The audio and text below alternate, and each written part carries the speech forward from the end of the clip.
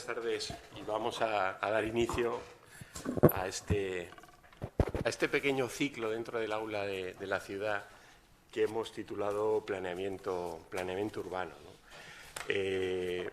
Bueno, llevábamos tiempo queriendo hacer unas jornadas, ¿no? Un seminario.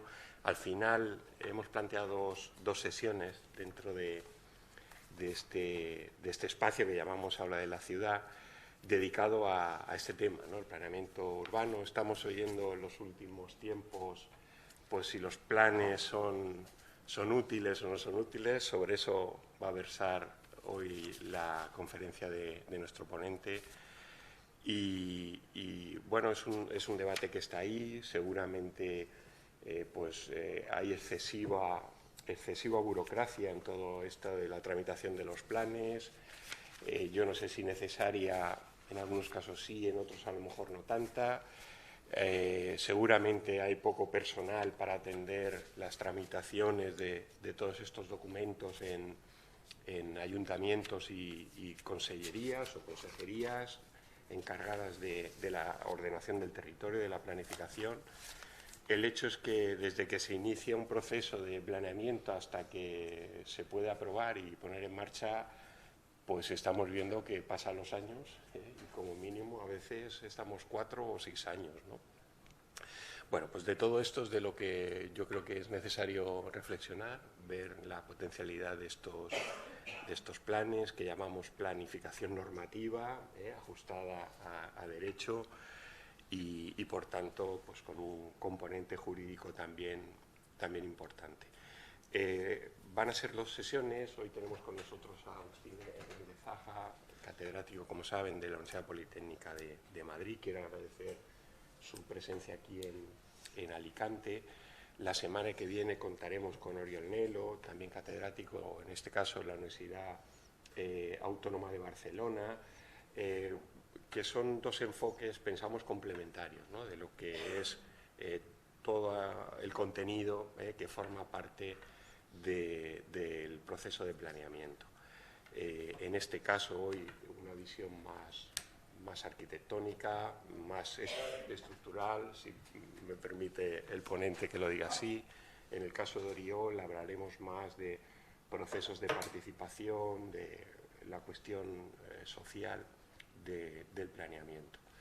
Y todo esto se puede hacer gracias al coordinador del aula de la ciudad, que aunque él diga que somos los dos, realmente las ideas surgen del profesor José Ramón Navarro, que es un lujo tenerlo en la sede de Alicante y al frente del aula de la ciudad, que yo me honro en coordinar o co-coordinar con él. Y bueno, que va a dar bastante juego, creo yo, este curso. Además,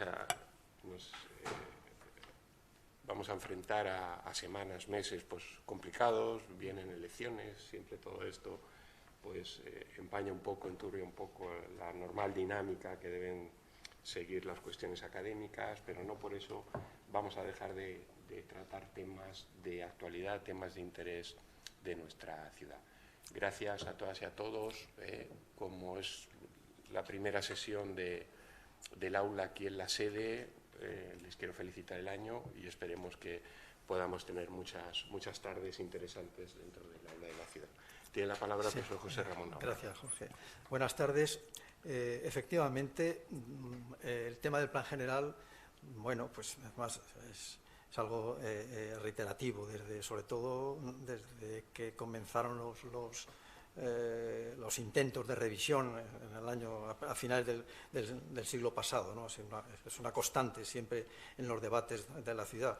Nosotros pensamos que es imprescindible trabajar estos temas aquí en el aula de la ciudad y ya antes, no sé si recuerdan que antes del verano tuvimos una intervención, invitamos y vino Leticia Martín, la directora del Plan General, vino a explicarnos cuáles eran las bases de bueno, en un momento en que se estaba iniciando el trabajo, cuáles eran las bases de la revisión, según la opinión de la directora. Nos hubiera gustado, y de esto lo estuvimos tratando con la directora del plan, que a estas alturas hubieran estado terminados ya los trabajos sectoriales que se han encargado, los 7 trabajos sectoriales que se han encargado de vivienda, población, infraestructura verde, etcétera, etcétera.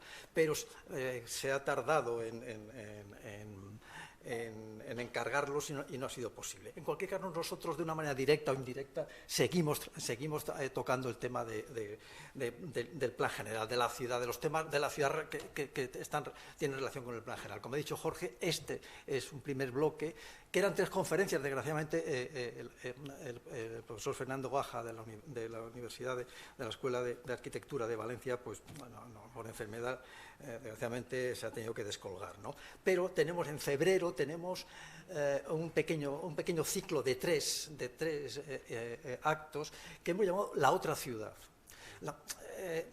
¿Qué significa esto? La otra ciudad quiere decir una visión, el otro lado de esa visión, de esa visión brillante de la ciudad turística, de los belenes gigantes, de la ciudad digital, de la inteligencia artificial, etcétera.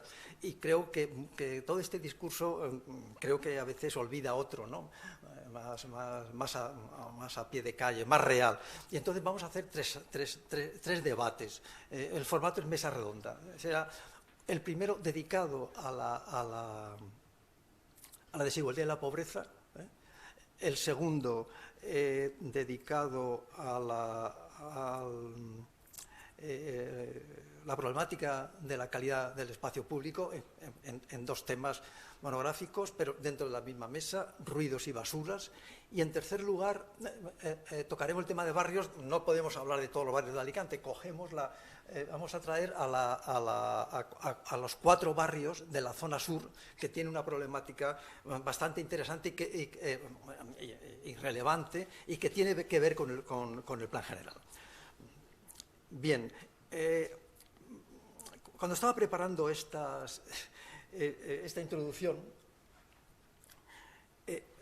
pensaba y comparaba lo que pasaba desde el punto de vista de la política municipal, de la ciudad, de los profesionales, hace 35 años o 40 años, en el 79-80, cuando recién llegados los ayuntamientos democráticos, se plantearon con verdadero entusiasmo la necesidad de transformar la ciudad, porque era una necesidad absolutamente vital. La ciudad franquista nos había legado con toda su secuela de desequipamiento, fragmentación, desequipamientos sin control público del crecimiento, etc. Entonces, los ayuntamientos democráticos en aquel momento apuestan absolutamente por el planeamiento, como un instrumento para solucionar los problemas, ¿no? 40 años después, pues claro, esa confianza ha desaparecido. En este momento, en mi opinión, lo que veo, no sé, luego se puede debatir si vosotros no estáis de acuerdo, creo que lo que hay ahora es indiferencia y tibieza municipal con relación al plan general, ¿no? Incluso hay una ausencia de discurso con un cierto sentido urbanístico sobre la ciudad. Bueno, naturalmente hay más diferencias en aquella época. Ahora hablaremos, que es lógico, ¿no? Pero en fin, hay que tener en cuenta que el plan general los planes generales en los años 70 fue un símbolo de la transición, de las transformaciones de las ciudades por los ayuntamientos democráticos durante la transición. El movimiento ciudadano era mucho más potente que ahora. Y bueno, también es cierto que hay que hablar de una presencia de profesionales muy cualificados y comprometidos con su trabajo de transformación de la ciudad. Después de 35 años esto ha cambiado muchísimo, ¿no? Bueno, o sea, el planeamiento urbano general, que estaba fundado en el paradigma de la ciudad industrial, ya no tiene respuestas, para los retos que se nos plantean, como el ambiental. Estoy terminando, que no es, quería hacer esta introducción, pero me interesaba decir esto. Fijaros, hay un geógrafo americano que Jorge conocerá muy bien, que se llama David Harvey, y que algunos de vosotros, que habéis trabajado algunos de estos temas con cierta profundidad, lo conoceréis también, que define perfectamente en 3 puntos la crisis del planeamiento basado en el paradigma de la ciudad industrial. En primer lugar, la pérdida de fe en el planeamiento urbano racional se debe a que promete mucho y cumple poco. Segundo, se creía que el planeamiento espacial iba a resolver los problemas sociales de los ciudadanos, lo que no se ha producido. Y finalmente, otra cosa que a mí me parece bastante interesante también, y establece una relación entre la crisis política, de la socialdemocracia y la crisis del planeamiento. Según Harvey, en la crisis del planeamiento, crisis de la socialdemocracia, con la crisis de la socialdemocracia, ha fracasado cuando prometía, por un lado, resolver los problemas sociales y urbanísticos de las ciudades y, por otra, gestionar las formas capitalistas de construcción de la ciudad. A mí esto creo que es importante, porque no olvidemos que el Plan General del 87 es un plan que fue gestionado en gran parte por los socialistas, y durante muchos años fueron los que pusieron en marcha el plan después del 87, etcétera, ¿no? A mí estas 3 ideas de David Harvey me parece fundamentales. Bueno, y terminando, se detectan signos que yo llamo negacionistas, ¿no?, sobre el planeamiento. No voy a entrar ahora en casos concretos, pero tengo algunos muy recientes, incluso de personas muy vinculadas con la administración, ¿no?, que públicamente han puesto... han dado una visión, han adoptado una visión absolutamente negativa del planeamiento como transformador de las ciudades, que es lento. Lo que es cierto, se está hablando de 8 o 10 años, esto es una barbaridad. 8 o 10 años para el plan general, el del 87, 6 años se tardó, y se hizo con extrema celeridad, se hizo muy rápido, ¿no? Claro, ¿qué pasa? El plan del 87 ha funcionado muy bien, porque ha envejecido bien, porque los cambios más radicales han empezado hace relativamente pocos años, ¿no? Pero lo que nos espera son cambios muy rápidos, que un plan cuando se aprueba a los 10 años pueden haber cambiado los presupuestos que lo desataron, ¿no?, ¿verdad? También se aduce, y esto hay que mirarlo siempre con cierta precaución, se habla de la flexibilidad del plan. No, es que los planes son muy farragosos, muy complicados de aplicar, y bueno, esto de la flexibilidad me parece bien, insisto, creemos que sí que se debe de flexibilizar el plan. De alguna manera también lo aludía a esto Jorge, pero una cosa es eso y otra cosa es trabajar sin plan, como de alguna manera tenemos experiencia en esta comunidad durante los años de la burbuja, sin ir más lejos. El plan Rabasa fue una intervención de intervención en el territorio sin plan general. Y tantos otros casos. Este se frenó, pero hay otros que no se ha conseguido frenar. Los negacionistas aducen que en vez de plan general es mejor un proyecto urbano o un plan estratégico para transformar la ciudad. Hombre, el proyecto urbano se sostiene que es más rápido, visualiza mejor la forma de la ciudad, que es cierto, ¿no? El plan estratégico, claro, es interesante porque no es vinculante. Son ideas y objetivos y no es vinculante. Y aporta, según los defensores del plan estratégico, y es cierto, objetivos económicos y sociales que el plan general están más diluidos. A mí me parece que el proyecto urbano, los objetivos del proyecto urbano y del plan estratégico, creo que se podrían introducir en una nueva remodelación o replanteamiento del plan general. Claro, todo esto lo decimos aquí nosotros, pero esto desborda el ámbito nuestro, ¿no? La Generalitat también tendría algo que decir. La Generalitat va acumulando leyes, ¿no? En fin, para terminar, nuestra posición. sobre el plan general, ¿no? La posición del aula de la ciudad. El plan general tiene una capacidad de ofrecer un modelo espacial futuro de la ciudad global y del territorio que es absolutamente imprescindible. Y además da la posibilidad de un diagnóstico, de conocer qué pasa en una ciudad y en su territorio, que es fundamental para poder desarrollar políticas. En segundo lugar, el plan general es un instrumento imprescindible para el control público del crecimiento de la ciudad y del territorio. Y finalmente, un plan general es una expresión de la cultura de una ciudad, porque refleja una manera de mirarla, de cuidarla, de imaginar su futuro, incluso de sentirla, ¿no? Además, es un instrumento educativo para los ciudadanos, porque, por un lado, en el plano del conocimiento favorece el que los ciudadanos conozcan su ciudad, y, en segundo lugar, en el plano del aprendizaje en la acción política de los ciudadanos a través de la participación. De modo que, con esto, paso ahora a presentar a Agustín.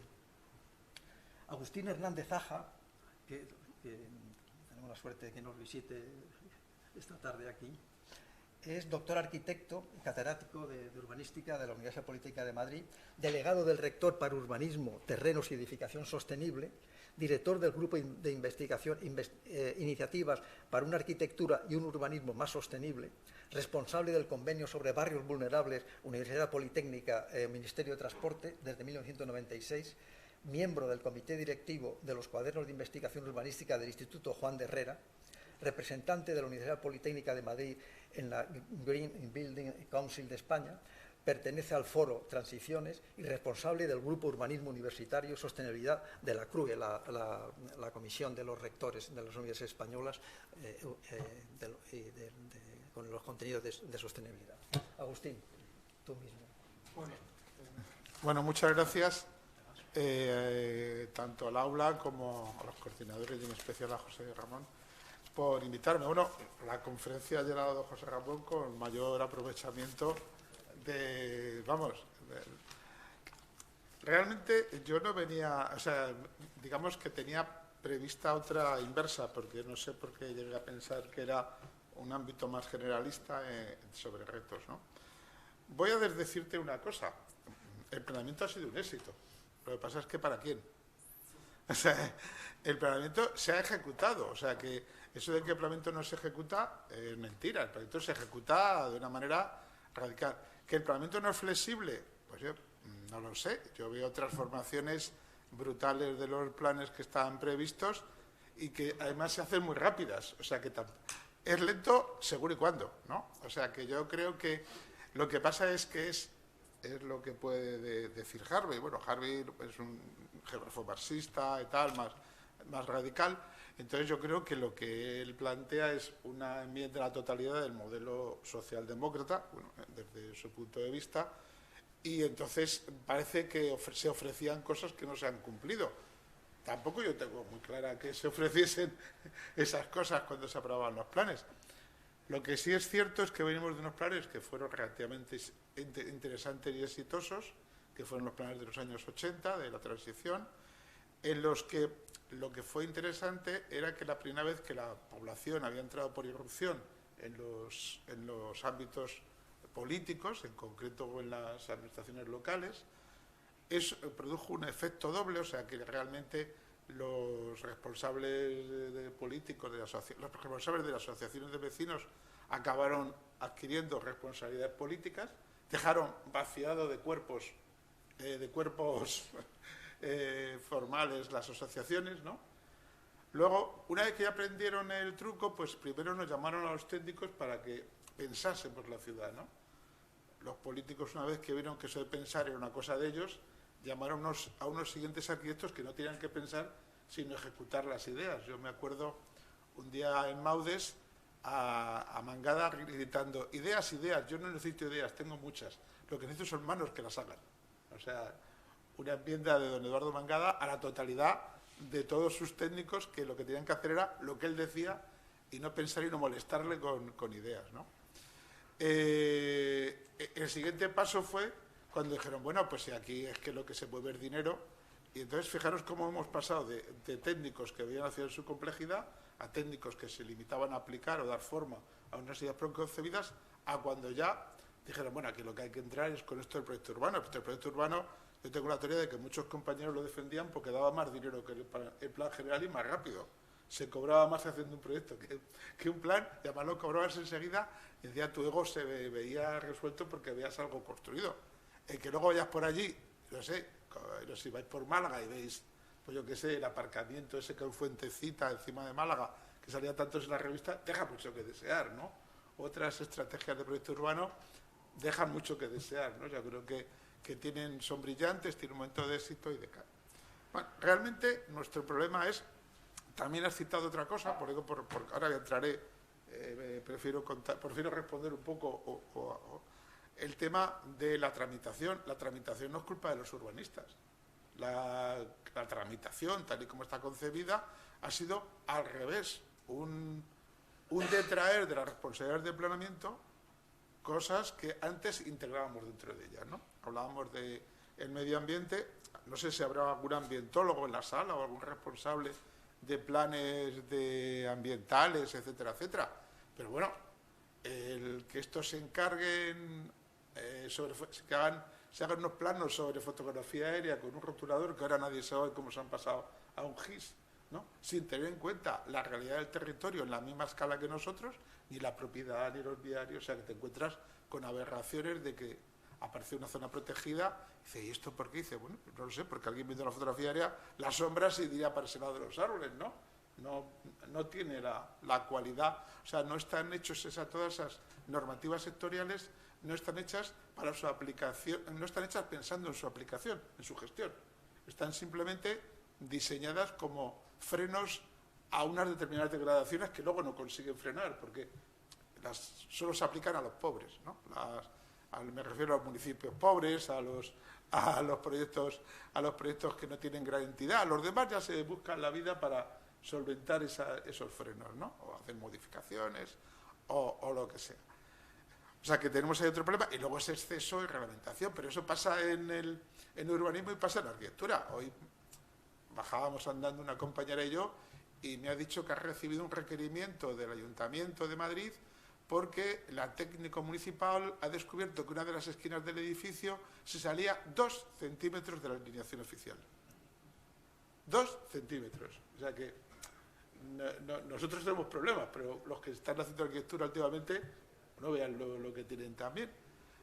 Entonces realmente hay una falta de creencia en que también será culpa nuestra, de los profesionales que ejercemos el planeamiento y o la arquitectura, en que somos capaces de resolver los problemas de acuerdo al bien común, y se ha creado un freno que se supone que atiende al bien común, pero que en realidad es exclusivamente un freno, ¿no? O sea, que yo entiendo que uno tenga un plano de áreas forestales de valor, pero la ley debería decir que el ajuste real del último momento pues se haga en la ejecución del planeamiento, que tiene la responsabilidad de respuesta a eso. No que el planeamiento nos comamos ese plano del GIS, que además ahora encima, como está georreferenciado y tal, ahora no sé si no estáis teniendo problemas con los registradores de la propiedad ahora mismo, o sea, eso es un infierno, ¿no? Escriturar una parcela, ¿no? Una parcela que tenemos un parcelario de los años 50, pásaselo al registrador de la propiedad y dice, oiga, esto hay que dármelo georreferenciado. Dice, pero ¿desde dónde, no? O sea, que ha habido ahí un falso proteccionismo que, lejos de proteger, lo que ha hecho es a la administración, a los técnicos, a aquellos que representan las corporaciones locales, impedir desarrollar las cosas. Y luego, insisto, la gestión es muy lenta para lo que no conviene, muy rápida para lo que conviene. O sea, yo veo hacer modificaciones puntuales del Plan General de Madrid a una velocidad espeluznante, ¿no? O sea que mientras una cosa tarda muchísimo en hacer, años y años, llegan y hacen una cosa y la hacen en 6 meses, ¿no? He visto cosas tan divertidas como, os voy a contar una anécdota, que algunos sois profesionales. El Plan General de Madrid del 96 había pasado de suelo urbanizable protegido del año 85 a suelo urbanizable en la zona de Valdebebas. Y entonces en esa zona, de hecho, hay edificios, hay casas construidas. Ecologistas en Acción presentó diciendo que eso no podía ser, que no se podía pasar de urbanizable protegido a no urbanizable. El Ayuntamiento de Madrid hizo una adenda al plan del 97 diciendo que no tenían protección de valor. El juez dijo que no, que aquello no valía, volvió a insistir y al final lo que ha hecho el Ayuntamiento de Madrid es modificar el plan del 85 para que no sea urbanizable el plan del 85 y pueda ser y por tanto pueda ser modificado para el 96. O sea que me refiero que si alguien quiere, ¿no? Digamos que se salta, eso es fantástico, o sea, no sé, alguno igual os he descubierto un mundo, dice, pues voy a cambiar el plan general anterior, lo modifico y ya está, ¿no? O sea, que realmente hay...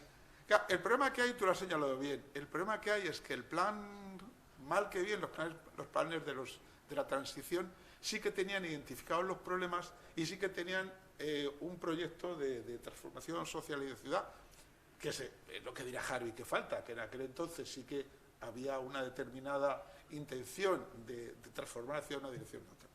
Y ahora, pues, no lo sé si lo hay, ¿no?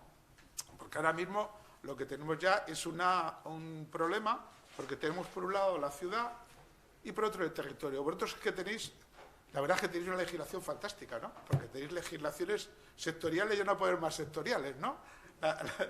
Una legislación del suelo no urbanizable. Y de, bueno, ya, si eso hay una selección separada bueno, para empezar, eso ya es una aberración en términos, ¿no? Esa no considerar, o sea, que ahora que no considerar que la totalidad del territorio forma una unidad, o sea, la estructura urbana, en vez de ampliarla, incluir los terrenos de valor, los ríos, los elementos que son necesarios, resulta que tenemos dos legislaciones, ¿no? Vosotros tenéis dos legislaciones, que no sé eso cómo se casará, no lo acabo yo de ver claro, pero si en un mismo plano no aparece todo, ¿no? O no aparece una legislación de todo, o sea, el exceso de protección de un elemento lo que hace es merma la legibilidad del objeto en su conjunto y atañe solo a lo urbanizable, a lo urbano, o lo que seamos capaces de ir dividiendo, nadie sabe por qué. Bueno, yo sí sé por qué. Sé porque en las primeras leyes del suelo participaban técnicos que habían hecho planeamiento, ¿no? En la ley del 75, don Emilio La Rodera, que, pues claro, había visto que la ley del 56 no funcionaba, se había rodeado de una serie de jóvenes, ¿no?, izquierdistas o con vocación, ¿no?, entre los que estaba José Ramón, entre los jóvenes, y habían hecho un objeto que iba a resolver esos problemas, pero estaba hecho sobre la experiencia de los problemas. Y sin embargo ahora, a los compañeros que sois juristas y tal, está hecho más de construcciones casi enteléquicas de lo que significa. Bueno, yo me leo cosas que a veces leo, digo, esto ya es teología, o ya se me escapa a mí. ¿Y esto cómo lo aplico yo, no? O sea, que si puede hacer una ley, una revisión de la ley. Bueno, la revisión de la ley que van a hacer ahora viene dada, fijaros, porque ya se han dado cuenta de que era tan teórica la que va a hacer estatal, ¿no?, que va a reducir los temas de paralización del planeamiento, etcétera, etcétera. Ya veremos si no se nos meten monstruos por ahí. Pero bueno, está hecho con el intento de no paralizar, ¿no? No sé si eso va a ir en cascada a las comunidades autónomas, pero claro, las comunidades autónomas, me vais a perdonar también, ¿no? Yo no soy un negacionista, ni mucho menos de las comunidades autónomas, de su funcionamiento. Pero claro, es muy difícil tener 17 leyes del suelo buenas, ¿no? Igual podríamos hacer una y coger la mejor de las que se haga, no sortear el éxito de una de ellas, ¿no? Porque es como con las leyes de accesibilidad. Puede ser que los cojos de una comunidad son distintos que las de otra, ¿no? Porque hay diferencias de centímetros en los escalones. Bueno, ya hay cosas ya que realmente nos complican la vida, que desde un punto de vista estricto del que la realeza, de la capacidad legislativa, de las cortes, de lo que sea de cada sitio, es lógico, es normal. Pero quizás se han alejado mucho de las verdaderas necesidades y se han alejado mucho de contar con vosotras y con nosotros para desarrollarlo. Pues claro que se planifica, ¿no? Se planifica, lo que pasa es que ¿cuál es el modelo de planificación, no? Cuando en el 11S pues, cayeron las torres, ya no se iban a hacer más torres en el mundo. Bueno, no se han hecho más torres como jamás. Esto es como que íbamos a no gastar electricidad en la ciudad y no ha habido una Navidad con más luces en toda España, ¿no? O sea, parece que hay una cosa en el ser humano. Entonces, claro, estos son los modelos. El modelo el de la ciudad esta de la ciudad, eso es un modelo y está planificado. No con las herramientas que tenemos nosotros, y hay fotos de lo que lo están haciendo. O sea, yo eso ya no alcanzo a entender en algún momento aquello parará, no lo sé. En realidad que frente a toda esta historia, ¿no? Primero la dicotomía ciudad y territorio y los instrumentos que desarrollan, los modelos que se imponen sobre el imaginario y esa creencia en que aún podemos modificar el mundo. Ayer estaba viendo uno de los murales de José Renau, ese que había hecho para la RDA, donde la juventud y, ¿no?, y las fuerzas del trabajo sacaban a la tierra sus riquezas y las trasladaban, ¿no? Todavía esa visión en la que podemos extraer, ¿no?, con fuerza y a la tierra Oye, la tierra ya se ha acabado y lo que tenemos son una realidad, ¿no? Una realidad de una ciudad existente, acumulada, fruto de muchísimas decisiones, que está en entredicho, ¿no?, que está en discusión, ¿no? Yo creo que bajábamos y claro, pues no sé, no sé cuál de las dos cosas me inquieta más, si la del Virgen del Remedio o la de abajo, ¿no?, la de las terrazas ocupando la totalidad del espacio y no solo ocupándolo, sino generando una desazón en los habitantes que viven en ella, ¿no? La ciudad no solamente es eso, sino que además en realidad pues tiene unas rentas muy diferenciadas, unas estructuras que era aquello que parecía que el proyecto, ese que dice Harvey, socialdemócrata, iba a reordenar, ¿no? Claro, el proyecto socialdemócrata se puede ver desde un lado o de otro, ¿no? Que eso de que el Estado cobre impuestos a las empresas para dotar a los ciudadanos de determinados servicios y necesidades, en realidad es que el Estado se convierte en una caja de compensación de las empresas que ganan o no ganan. Si ganan te dan impuestos, si no, no ganan, pero ninguna de ellas acepta la responsabilidad sobre sus empleados, ¿no? Te la pasa el Estado, ¿no? Entonces, cuando las empresas dejan de ser nacionales y los dineros ya no se producen en la ciudad, empieza a haber menos rentas, pero tú, como Estado, te has quedado con la misma responsabilidad. O sea, el capital se ha ido al dinero, ¿no? Fijaros que hasta en Davos están diciendo que hay que pagar impuestos donde se ganan las multinacionales, ¿no? Parece que lo van a aprobar estos días, no sé cómo llega a la legislación, ¿no? Que Amazon o Apple paguen lo que venden aquí, no por lo que compran en Irlanda a un precio abusivo para aquí no tener impuestos, ¿no? Bueno, ese modelo pues decayó y fijaros que hoy mismo en el informe sobre la distribución de la renta y la riqueza de Intermon Fund, ahí mirarlo, esto cada vez va a peor, ¿no? El otro informe decía que el 1% de la población tiene el 61% de la riqueza. A partir de ahí ya no podemos hablar ni de planeamiento, ni de socialdemocracia, ni de nada.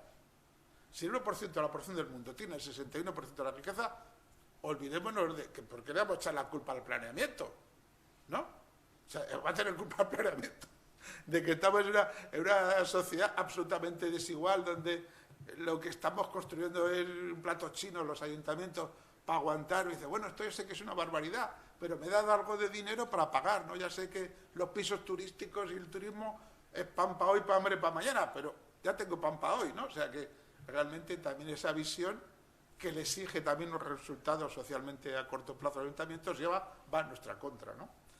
El tema es que no realmente, aunque lo sabíamos y muchos éramos conscientes de ello, ahora por fin ha estallado el problema del ambiental. Estamos en un planeta viejo. El planeta está viejo, básicamente. ¿Viejo qué significa? Bueno, ayer mismo otro artículo de estos decía, ya no se va a poder sacar más oro, ¿no? Ya no hay minas, ya no va a poder sacarse más oro, ¿no? Fijaros que el oro, cuando iban por ahí los indios o luego los conquistadores, cogían pepitas en el río, ¿no? Ahora en estos momentos, para sacar un gramo de oro, hay que pulverizar 2 toneladas de piedra. O sea, eso significa que está viejo, que la disponibilidad de los recursos y materiales se va agotando, igual que se ha agotado la capacidad de la atmósfera para para ser capaces de absorber, no de la atmósfera de Gaia, de la Tierra, de absorber el CO2 que estábamos produciendo en exceso. Entonces, el planeta pues se ha quedado viejo. Bueno, si se ha quedado viejo, pues habrá que saberlo. Pero esa crisis es una crisis de residuos. O sea, también cuando se habla de luchar contra el efecto invernadero, como dice el profesor Naredo, eso no significa nada. Porque no es el problema del efecto, no es el efecto invernadero, es la causa de un sistema de producción y consumo basado en una determinada producción de energía exhaustiva, ¿no? Y luego lo que tenemos es una producción de residuos constante, ¿no? Cuando hemos hablado de esas 2 toneladas de oro para sacar 1 gramo, unas 2 toneladas de piedra para sacar 1 gramo de oro, esas 2 toneladas es un residuo, ¿no? Porque además no es que se saque así, digamos, le pasa un imán, ¿no? Antiguamente sabéis que se trataban con mercurio, y ahora se sacan con arsénico, ¿no? Con unas sales de arsénico que se recoge las peripherías, luego se vuelve a... Pero ese arsénico, de nuevo, es un residuo, ¿no? Alguien se va al oro en su anillo, pero en un sitio han quedado 2 toneladas de tierra contaminadas con arsénico. O sea que ya no solamente es que estén sucias, es que son inhábiles para otra función. Claro, la lucha contra esto vuelve a ocurrir. Claro, en esa situación, esos barrios del norte de Alicante siguen estando debilitados, y esa necesidad de sacar recursos cada vez más, la ley de los crecimientos decrecientes económicos, lleva a que se haya convertido ese monstruo, ¿no? Eso es un Amazon, ¿no? De aquí de Alicante creo que es, en que lo que hace es, ha descubierto cómo hacer más rentable aún en nuestro consumo, que es, ya descubrieron, lo primero que lo descubrieron fue las grandes superficies, diciendo, pues como yo puedo comprar por toneladas, o pues ya vendo más barato que las tiendas de barrio. Pero ahora es que estos otros dicen, no, ya es que no me hace falta tener ni espacio, el espacio lo pones tú, ¿no? Y la distribución la ponen, pues yo qué sé, un sinfín de personas que aportan su bici, su moto, o sea que realmente, y eso transforma también nuestra ciudad, porque ahora mismo una de las cosas que pensábamos que era para siempre, que era esa interrelación de la residencia con el comercio y con la vitalidad urbana, pues la vitalidad urbana, bueno, yo he bajado ahora con José Ramón y no sé si hemos visto algo que no sea una franquicia. No sé, había que ver si algo en la Rambla no es una franquicia, ¿no? Si algo tiene un señor, ¿no? Que, no sé, llegasteis a ver Los Sopranos, la serie, ¿no? No sé si alguno la vio. Hay una escena muy divertida porque van a cobrar van a pedirle un soborno a una cafetería, pero es una franquicia. Y dice el pobre chaval, dice, me podéis dar una paliza, pero mañana vendrá otro, pues yo no soy el jefe. Y se van los mafiosos diciendo, se ha perdido la ciudad tradicional, ¿no? No sé, no. Que eso también pasa, por ejemplo, con las fiestas, con todo. Antes las personas... ¿Por qué participaban los comerciantes en una fiesta? Porque eran vecinos. Y porque entendían que había una relación directa, etcétera, etcétera. Y todo eso no ocurre. Ahora, pues, nos han venido con la ciudad del cuarto de hora, ¿no? Entonces esto, pues, Ana Hidalgo, esa gaditana alcaldesa de París, pues contrató a este colombiano, se me ha olvidado, el otro día estuvimos con él, perdonad, para que le hiciese la campaña. Entonces, París iba a ser la ciudad del cuarto de hora, todo iba a estar en un cuarto de hora, ¿no? Pero fijaros que yo de repente he dicho, había algo aquí que aparte de lo cookie del dibujo, a mí algo aquí me ponía nervioso, ¿no? Y claro, lo que me ponía nervioso era básicamente que hablaban de trabajar en lugar de crear, de habitar en lugar de alojar a la gente. O sea, que esa ciudad de los 15 minutos tenía reflejo de un ciudadano consumidor, no un ciudadano productor. De nuevo, la visión que se tiene es esa. O sea, que hay un modelo cookie de la ciudad de los 15 minutos que además, claro, es en los sitios más estupendos. Cada una de estas cosas, yo he puesto estas cosas, pero podíais poner otras tareas, ¿no? En vez de educarse, educar. En vez de no sé qué, arte. En vez de, ¿no?, cooperar, ¿no? Todo ese tipo de cosas que no aparecen en la ciudad de los 15 minutos. O sea, que la ciudad de 15 minutos está atendiendo, hemos de decir, que el Carlos Moreno es matemático. Y ha construido un GIS en el que piensa que poniendo un puntito azul en donde no hay puntitos azules, eso va a mejorar, ¿no? Tiene esa creencia no sé, en la relación de las... Bueno, la ventaja es que en París, en Francia es más fácil porque la gran parte del territorio, por ejemplo, la Banlieue, pues es de propiedad pública, etcétera, etcétera, tienen cierta capacidad de intervención que a lo mejor nosotros no tenemos. Pero, fijaros, claro, yo ante eso, claro, ahí que tenéis, ¿no? Estaban las dos visiones, ¿no? En un número de La Buena Vida, ese extraordinario que es ese que nos regalaban con El País hace unos años, que es lo que yo digo, la ciudad de los 15 minutos tiene zapatillas rosas, un brunch, unos tulipanes rosas, ¿no? Fresas, ¿qué más podemos pedir, no? Un domingo soleado, ¿no? Pero claro, sin embargo, sí hay una ciudad de los 15 minutos que ha demostrado su eficacia todavía, que es la ciudad de los barrios, ¿no? Donde se recogía y se recogían durante la pandemia cosas y se repartían fuera de cualquier estructura. Los partidos políticos y los sindicatos fracasaron y las viejas asociaciones de vecinos, con señores en los que yo puedo ser el más joven de la asociación de vecinos, estuvieron a pie del cañón y fueron capaces, ¿no?, de dar de comer, de mantener a la gente, y además con dignidad, como lo que os he puesto antes, pues el de arriba es un compañero que ha cerrado su estanco y tenía ya abierto eso, y no les hacía ir un día en semana, les hacía ir cada uno un día, no tenían que hacer cola, yo nunca vi cola en su espacio, y ahí atendía pues a no sé cuántas personas. Y sin embargo la calidad de los 15 minutos pues también está con ese otro modelo del urbanismo táctico, que a mí el urbanismo táctico me parece bien como idea, lo que me parece mal es si nos vuelven locos, ¿no? Los que somos más mayores, ¿os acordáis? Aquellos nodos que ponían de las cárceles de los soviets, ¿no?, que estaban con dibujos SOP que daban vueltas para ver loco a la gente, ¿no? Pues yo veo esto y digo, joder, para una señora mayor le pones eso y ¿cómo va a andar por ahí? El urbanismo táctico ese es un urbanismo que se pensará que se va a caer dentro, que hay debajo hay un foso con cocodrilos, no lo sé. Se extraña a Colau que la gente se enfade con ella, claro. Si ha llenado eso de cosas, ¿no?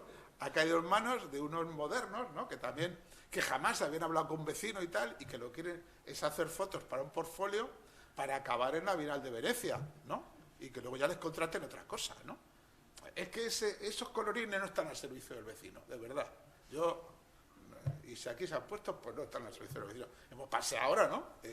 Una cosa bien hecha, bien parece, ¿no? Todo el paseo, ¿no?, con ese dibujo, que oye, que es de una dignidad y no va cambiando el dibujo cada 2x3 y lo tuerce y lo cambia y no sé qué y lo deconstruye, ¿no? O sea, que tenemos esa necesidad. Lo que estoy viendo es cómo hay unas fuerzas que nos están centrifugando fuera del espacio que deberíamos de analizar o no. La ciudad de los 15 minutos cabe perfectamente con una parte, con la teoría de la gentrificación, incluso puede convivir con un número significativo de pisos turísticos, no lo sé. ¿No? Hasta que tienes hijos y acabas harto y como un amigo cuando tuvo hijos dice, qué mal están las aceras, que no se puede ir con un carrito. Digo, pues que te habías dado cuenta ahora, ¿no? Digo, tú eres arquitecto, ¿no? Y dice, no, pues antes no me daba cuenta. Y dice, oye, los parques están muy sucios. Claro, todo lo que para él, como no, o sea que también es curioso como que un problema que también tenemos en los técnicos es que no somos capaces de situarnos en el papel del otro y no reconocemos al otro. Los que somos más mayores quizá reconocimos al otro y le respetamos a los antiguos representantes de las asociaciones de vecinos y sabemos que si queremos hacer algo hay que hacerlo con ellos, porque es para ellos y son ellos los propietarios del espacio y nosotros estaremos a su servicio, ¿no? Si les pintamos eso de colores, dan comida, sí, los de colores no lo veo tan claro, ¿no? Bueno, aquí aparecería, claro, todo este asunto que está en entredicho, ¿no? El abandono de... esto es un evento patrimonial, pero podría ser cualquier casa del casco que esté en barbecho inmobiliario agroturístico. Y de nuevo, esa masiva necesidad de acumulación de recursos y de energía, la logística, ¿no? Ahí en una determinada zona de la ciudad, que está robando, o sea, cada vez, o sea, lo que hace la logística, lo que hace Amazon es robar los recursos, la energía vital del espacio. Lo está robando, le está dejando sin energía. Y estamos sustituyéndolo, claro, por un montón de gente que va y viene, que se asombran que Barcelona le ponga un impuesto a los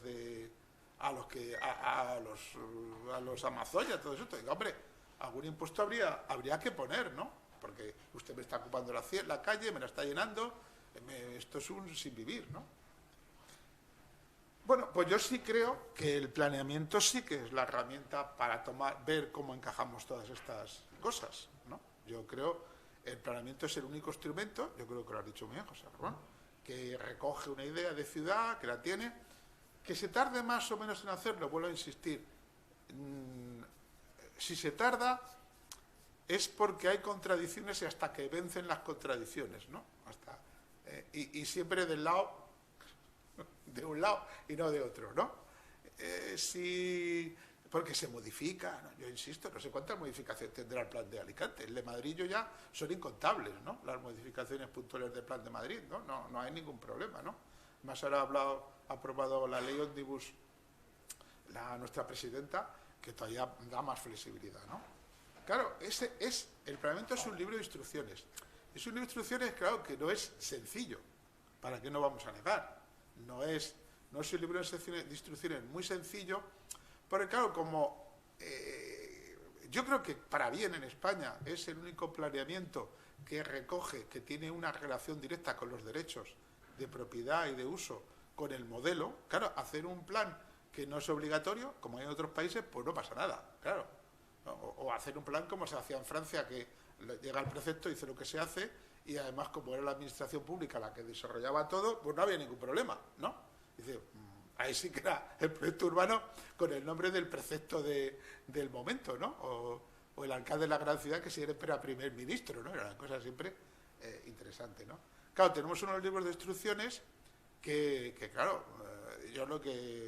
Pero ¿qué pasa? El problema de estos libros de instrucciones es que están bien, pero nos han detraído gran parte de lo que antes podíamos hacer, que es lo que tú has hablado de toda la normativa sectorial y toda la gestión, y sobre todo el enrarecimiento de un país que estamos entrando en una judicialización parecida a la norteamericana, ¿no? Yo creo que dentro de poco ya estaremos como en las películas estas americanas, gente haciendo todo tipo de demandas sobre casi cualquier cosa. Bueno, pues tenemos aquí la ciudad. Esa ciudad la intentamos ordenar de alguna manera o de otra, de una manera más o menos eficaz, se producen cosas, pero muchas veces, cuando hablan del proyecto urbano, de los proyectos elementales, el problema de estos proyectos es que no tienen en cuenta la totalidad de la ciudad, ¿no? Son elementos muchas veces autoconcentrados en sí mismos que no tienen en cuenta el entorno, ¿no? Igual que me he quejado de que vuestra legislación separa lo urbanizable, lo urbano, la ciudad de lo urbano de lo no urbanizable y no sé cuántas, y van sacando cada vez leyes más, o sea, acabarán sacando una ley para lo urbano, con lo cual eso ya será una locura absoluta, ¿no? Pero también esas operaciones que vamos dejando hacer, tanto las que se desarrollan de una manera ajena, o sea que una vez que hace un plan parcial, se olvida de conectarlo con la ciudad, ¿no? O sea que últimamente además que ahora hay muchos planes parciales que hablan de la ciudad de los 15 minutos y lo que hacen es como un huevo frito, ¿no? Ponen la zona verde en el centro y todo mirando hacia adentro y dice, es que esto va a ser la ciudad de los 15 minutos porque usted tiene un parque. Dice, hombre, yo pensaba que la ciudad de los 15 minutos no era vivir en un corral, era poder andar por la ciudad en general, ¿no? No solo mi sitio. Bueno, luego todo esto, pues claro, aparte de todo esto, seguimos con una ciudad que tiene que dar respuesta a estos fenómenos, ¿no? Culturales o históricos o de todo tipo, que también requieren... Yo esto no sé si está recogido en el plan general, ¿no? Pero sin embargo sí que se ejecuta y todo el mundo sabe en qué plaza se pone, ¿no? ¿No? Y no se puede tocar, es sagrado, o sea, ¿no? El sitio. Sí, pero bueno, pero nos entendemos, me refiero que hay... He puesto este ejemplo porque es el más chocante, algo que ocurre, que damos por supuesto que ocurre y que no sabemos muy bien, ¿no? Las procesiones van por algún sitio, las manifestaciones van por otro, ¿no? No sé, hay cosas que están... Bueno, tenemos aquí, claro, y luego existen las demandas ciudadanas. Las demandas ciudadanas, que son las que no han encontrado acomodo, no tienen capacidad de transformación directa y tienen que hacerlo por irrupción, ¿no? Pues aquí, bueno, son cosas que veo que se producen aquí y que deberíamos de tener en cuenta. yo creo que me estoy extendiendo mucho y no sé. Es que no, que la gente querrá cenar, ¿no? El problema es, no sé, un cuarto, estoy hasta el cuarto, o sea, tengo para más, pero como me habéis provocado con lo otro, he hecho una... Claro, aquí sí que hay una reflexión sobre el urbanismo que hemos hecho hasta ahora. Hasta ahora, incluso desde la misión progresista, hemos hecho un urbanismo defensivo. El urbanismo defensivo considera a un consumidor al que le proveemos de servicios, busca recuperar plusvalías, en el mejor de nuestros imaginarios, cuando hacemos el plan y hacemos una modificación, y hacemos, pues en vez de un 10% me están cediendo un 15%. Pero a mí esto me recuerda al Lazarillo de Tormes, ¿no? Cuando están comiendo las uvas y va el ciego y pega a Lázaro. Y dice, ¿por qué me pega, padre?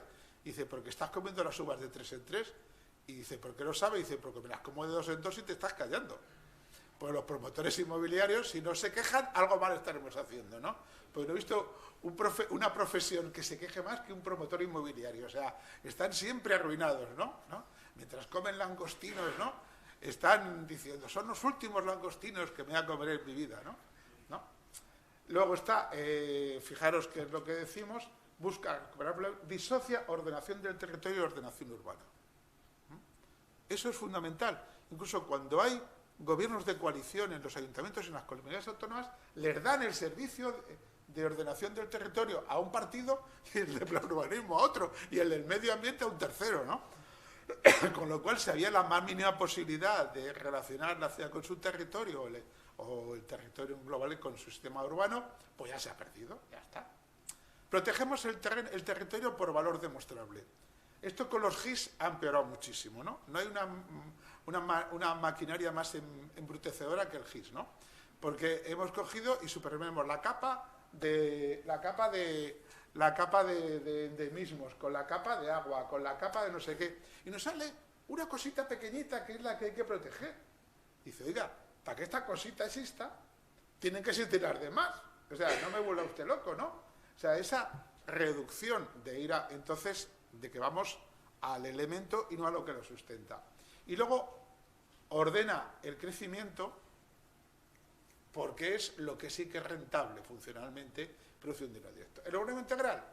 Pues el ciudadano actor, ese ciudadano de los años 70 era actor, que irrumpió y participó, desmonetiza, como antes o después les vamos a tener que indemnizar, pues pongamos el menor valor posible urbanístico a las cosas, ¿no?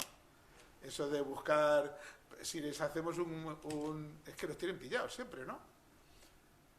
Y luego internalizar la huella ecológica próxima y lejana. Yo creo que la huella ecológica sería el aspecto, bueno, y mucho más allá, en la concepción global del sistema biológico que sustenta esos elementos que queremos proteger. Y luego centrarnos en la rehabilitación, que eso es lo realmente caro. Claro, es que la rehabilitación es muy cara, claro que es muy cara. Pero a medio y largo plazo más caro será destruir el territorio, ¿no?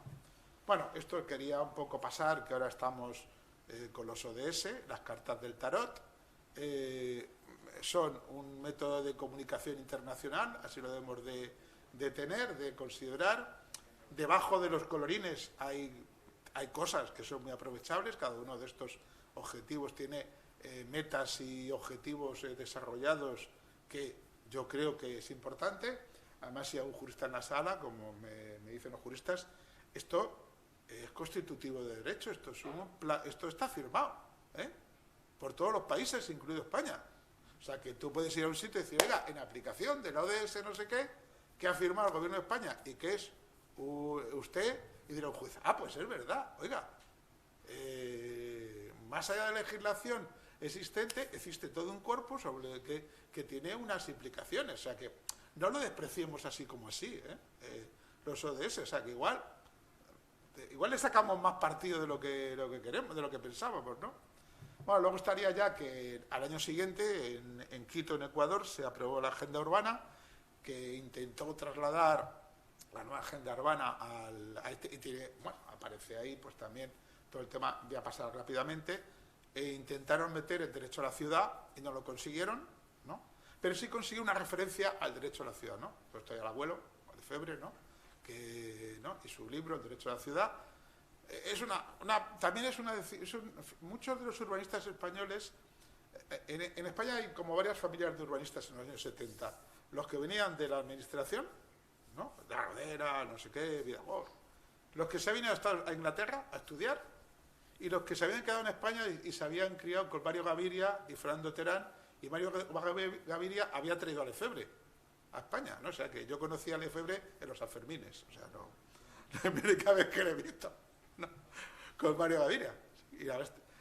Y lo que es interesante es que cuando murió Lefebvre, el único homenaje que se dio fue de los urbanistas.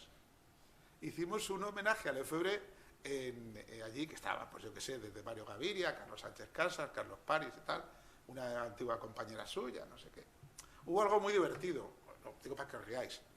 Cuando llevábamos como 3/4 de hora hablando de Henri Lefebvre, se levantó un señor al fondo y dijo: llevamos ya un buen rato hablando de la parte humana de Monseñor Lefebvre. ¿Podríamos hablar de su división, de su dimensión religiosa? Se creía que era un homenaje al Monseñor Lefebvre ese, que era un integrista católico brutal. Pero era que aguantó 3/4 de hora. O sea, que cuando yo veo a mis alumnos digo, ¿qué estarán entendiendo? Que estarán pensando que les estoy contando y yo pensando que estarán entendiendo lo que digo. O sea, aquel buen hombre rodeado de rojos y de... No había entendido que aquella había sido la última compañera de Lefebvre, que estaba Carlos París, que aquello era una cosa realmente... Estaba esperando a que hablásemos de la religión.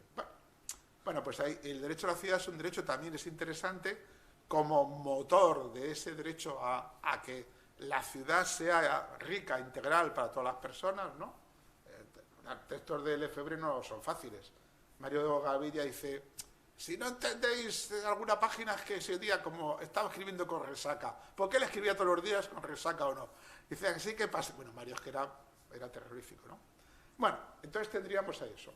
Claro, ahora el siguiente paso es, vuelvo a insistir, más allá de todos esos derechos, la explosión del conocimiento de que vivimos en un planeta viejo, en el que vamos a tener una disminución en la capacidad de disponer de recursos, de disponer de todo. O sea, que ya le hemos visto lo que puede ocurrir. Y que estamos poniendo en peligro gran parte de los ecosistemas y que un principio de prudencia. Dice, yo no me lo creo. Dice, bueno, no te lo creas, pero ¿qué de malo hay en actuar como si fuese para ser así de malo, ¿no? Ahora no sé si sabéis que hay un debate entre colapsistas, que algunos nos llaman colapsistas unos, ¿no? Es que sois unos colapsistas. Digo, no, coño, lo que he hecho son las cuentas. No. Dices, como si en casa te dice, dices que nos vamos a arruinar. Dices, pues es que es verdad, mira, no tengo para pagar la hipoteca. No sé si eso será ser colapsista, ¿no? Pero en vez de esperar a que te echen, vende el piso y rescata lo que puedas y no caigas en manos de la mayor catástrofe, ¿no? Que es lo que pasa con la gente, ¿no? A mí me gusta poner esta metáfora. Los más mayores nos acordamos que en 1970 el Apolo 13, los que sois supersticiosos dirán, ¿ves cómo el 13 da mala suerte? El Apolo 13 era la tercera nave que iba a aterrizar, a alunizar en la Luna, y llegó a la Luna y no podía alunizar, había estropeado el módulo lunar ese. Y empezaron a volver, y cuando volvieron descubrieron que no solamente se les había estropeado el módulo lunar, sino que la máquina de depurar el aire no funcionaba. Y la nave llegaron a la Tierra, pero con ellos muertos. O sea, así de fácil, ¿no? Entonces, lo que hicieron fue, en aquel momento, ingenieros, no había ingenieras en la NASA, o estaban escondidas en algún sitio, como hemos visto en la película esa de las calculadoras humanas, ¿no? Que luego sabían más que algunos ingenieros, pues se reunieron con todo lo que había en la astronave dentro y fabricaron un aparato que les permitió sobrevivir. Vamos a ver, vamos a hacer arqueo de lo que tenemos y vamos a intentar sobrevivir, ¿no? Entonces, bueno, pues realmente esa es un poco la metáfora, ¿no? ¿Qué debe incluir el planeamiento? Pues el planeamiento debe incluir, yo creo que una herramienta, eso sí que sería más interesante que todas estas tonterías que nos hacen hacer de los informes sectoriales que a veces no tienen ni pies ni cabeza, vamos, no sé.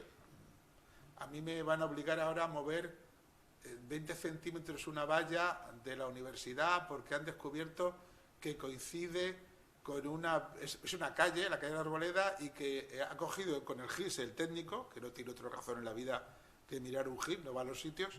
Dice, es que os metéis 20 centímetros en la cañada. Digo, pero esto es la calle Arboleda.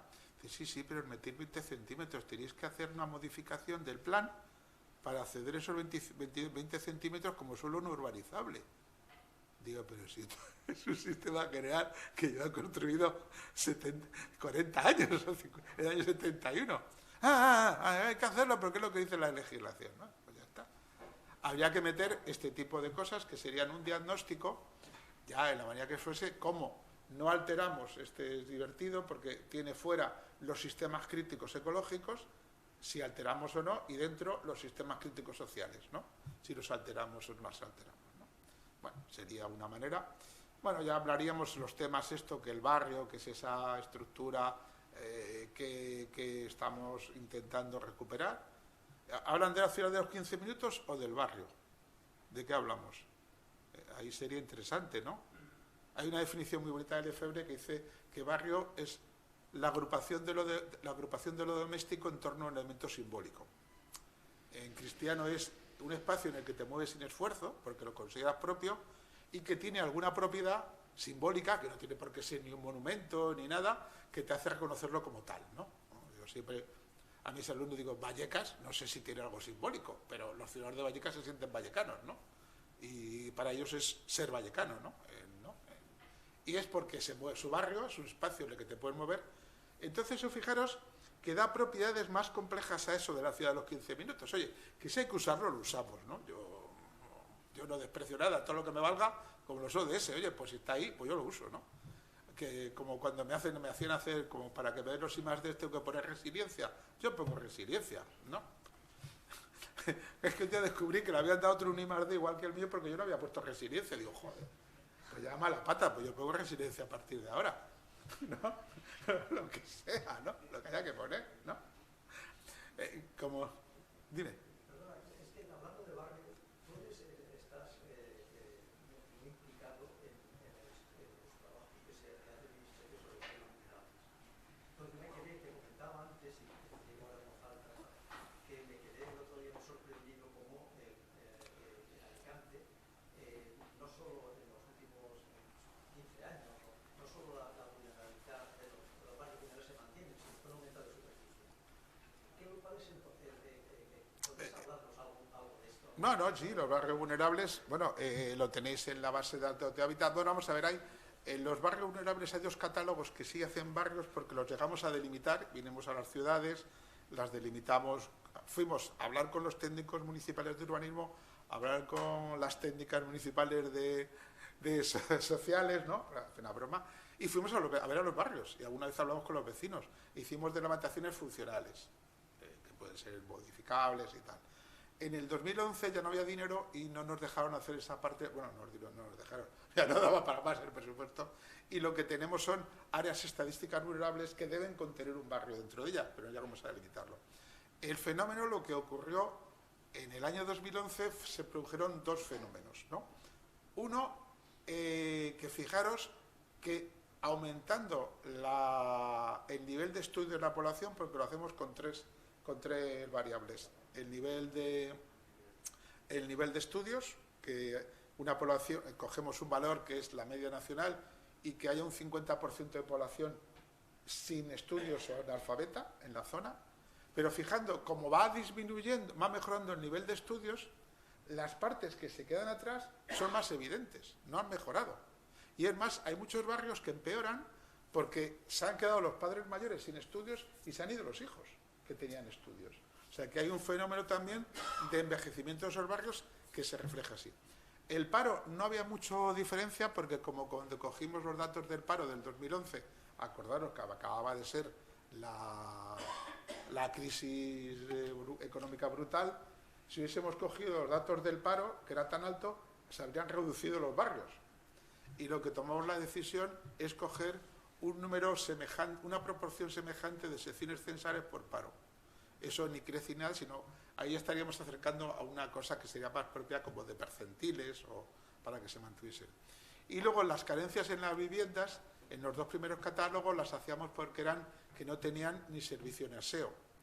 Pero ya os recuerdo que el censo del 2011 era un censo que no era universal. que se hizo por muestreo. Los datos, bueno, ahora es peor el que acabamos de tener, o sea que si entramos con el censo nos ponemos todos a llorar aquí, si queréis.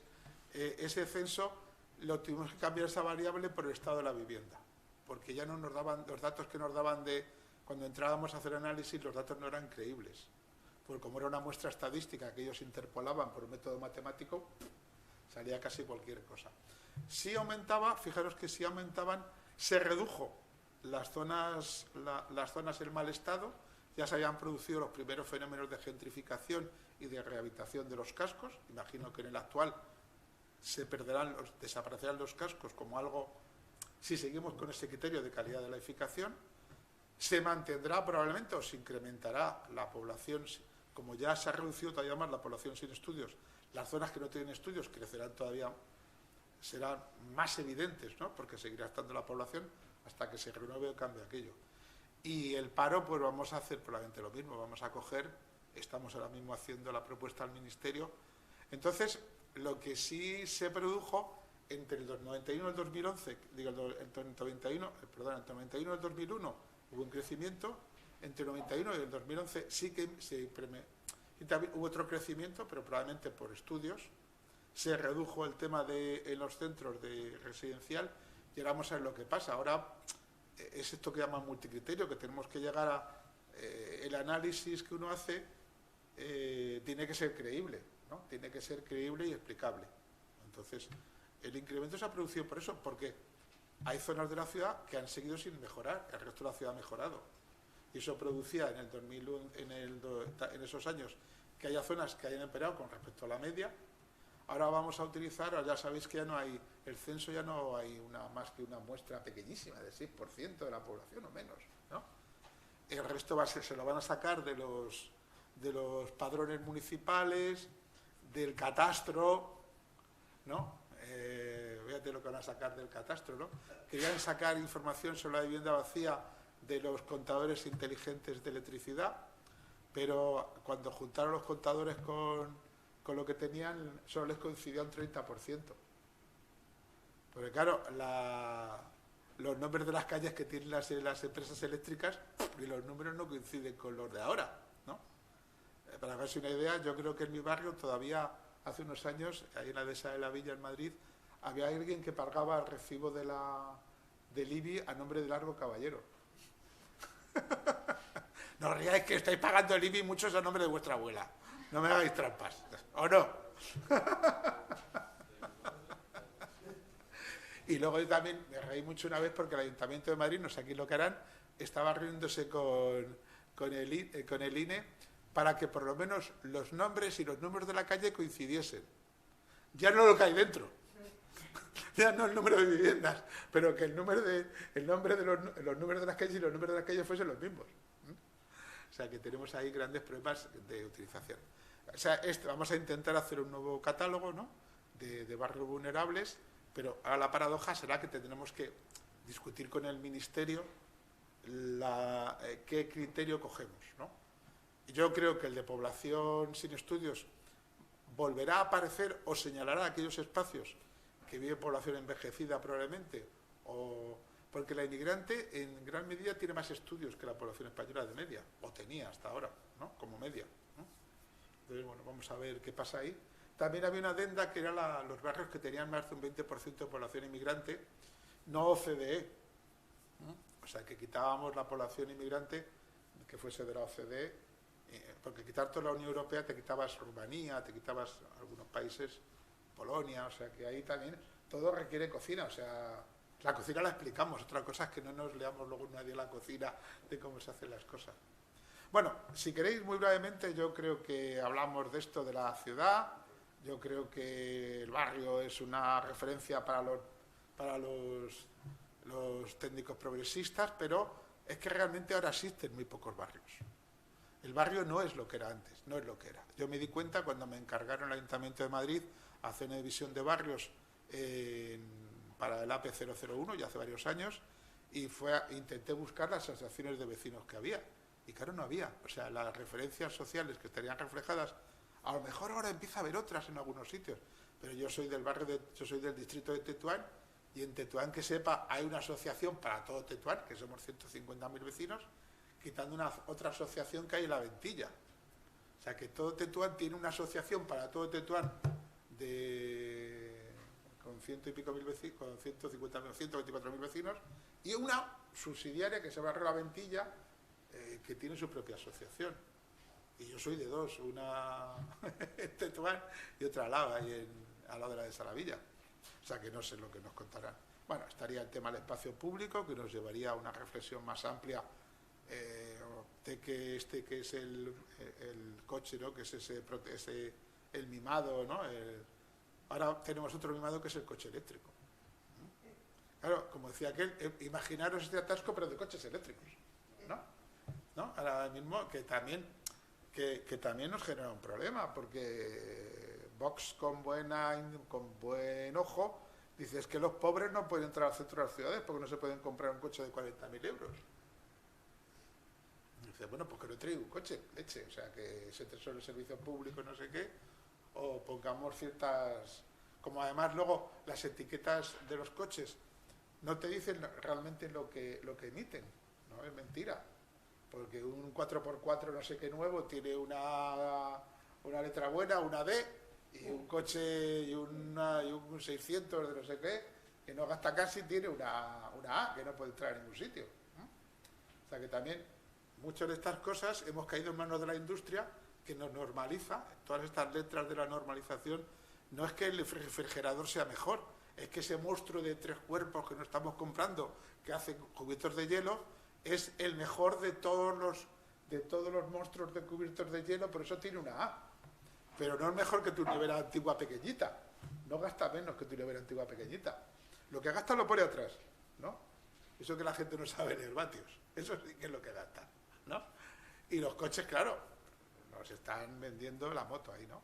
Bueno, aquí tendríamos ya, pues aquí lo de los carriles bici, la economía circular, que desde nuestro punto de vista es la recuperación de la ciudad, y ahí tendríamos también un debate importante en la recuperación de los materiales, en si tenemos que hacer urbanizaciones duras, sustituir todo lo que hay, o funcionar con lo que hay. Bueno, la huella ecológica, no voy a entrar tampoco en ello, y yo aquí ya casi, para no acabaría con un epílogo reaccionario, ¿no?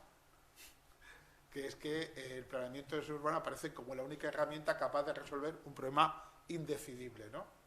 Nos permite crear un modelo sobre el que ajustar las necesidades cambiantes, y un modelo no es la suma de todo, es la suma de todo lo que sabemos, no la verdad ni el futuro, ¿no?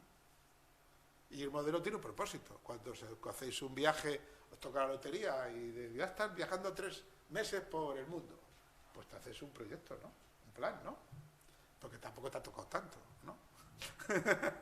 Entonces, si tienes un proyecto, sabes que si te quedas un día más en Venecia y no vas a Roma, pues pierdes ese avión, pero bueno, puedes recuperar el avión de no sé dónde. El plan también, tener un plan nos permite hacer modificaciones y saber qué va a ocurrir si algo no se produce, que es otra herramienta que valoramos poco del plan, que es lo que nos permite saber si movemos una pieza. Eso que el Romero que hace con su GIS maravilloso, el matemático, pero de verdad, ¿no? Sabiendo qué interrelaciones más complejas se producen si una pieza desaparece, si hemos vaciado algo. Cerramos el centro y dice, anda que el planeamiento, si estamos cerrando el centro sin planeamiento, anda que Madrid, pues Madrid Nuevo Norte se hace sin cambiar el plan del 96. Madrid Río y todo, enterrar la M30 se hizo sin modificar el plan. ¿Sabéis cómo se hizo Madrid Río? Se hizo con un proyecto de obras ordinario. ¿Por qué? Porque lo llamó calle. Por eso se llama calle 30. Una vez que se llame calle, ya como es una calle, aplico un proyecto de obras ordinario. Aunque sea enterrar una autovía debajo de un río, ¿no? Qué bonitas son las palabras.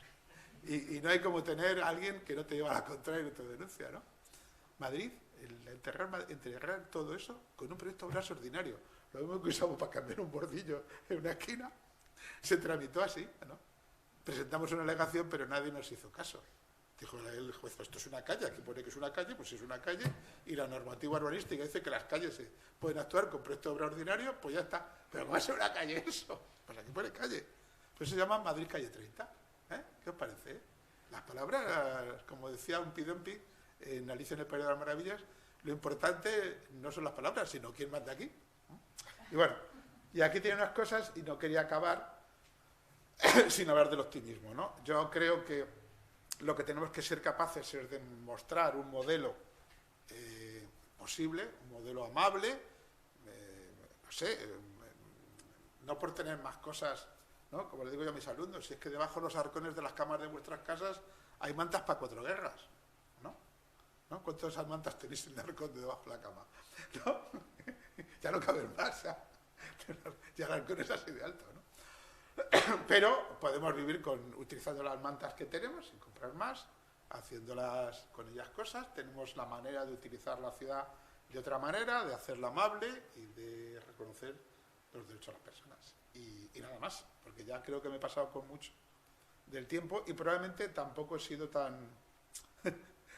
No he entrado en el tema, aunque si queréis podemos hablar de transferencias de aprovechamiento, ¿no? José, se sube aquí José Ramón y os volvemos locos. A estas horas, además. Bueno, pues no lo sé si queréis. No.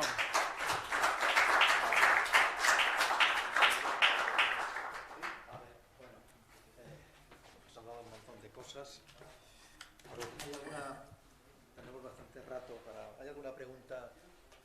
A ver, Jesús. Muchas gracias por la charla. Yo creo que también a José Ramón. Espera, no hay micrófono aquí. Es que se te oye. Yo puedo gritar un poco. Levanta, ahora un poco levanta un poco la voz. Para no retrasar mucho la cuestión.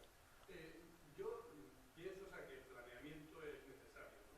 Lo que pasa es que ya desde hace muchísimos años, demasiados años, se criticó, se planteó la singularidad que tenía nuestro sistema de planeamiento. Entonces es algo que yo creo que García Bellido ya en su momento lo planteó, luego se han hecho muchos manifiestos, Nelo, Mata, Olmo, todos han planteado la singularidad que tiene. Seguimos hablando del tema, pero no hacemos nada.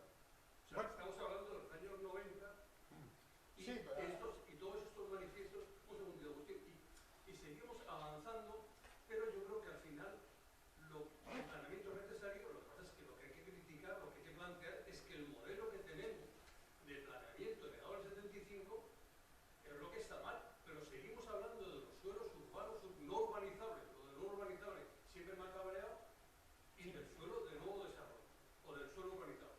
Claro, si nosotros esto lo empezamos a plantear, ya incluso planteamos e incluimos otra cuestión, y es que el modelo de plan general que hacíamos en los años 80 lo seguimos haciendo con la misma estructura, cuando realmente, ¿cómo voy a hacer un plan en el año 2022 que se aprueba en el 2032, si hay suerte, y dura hasta el 2052?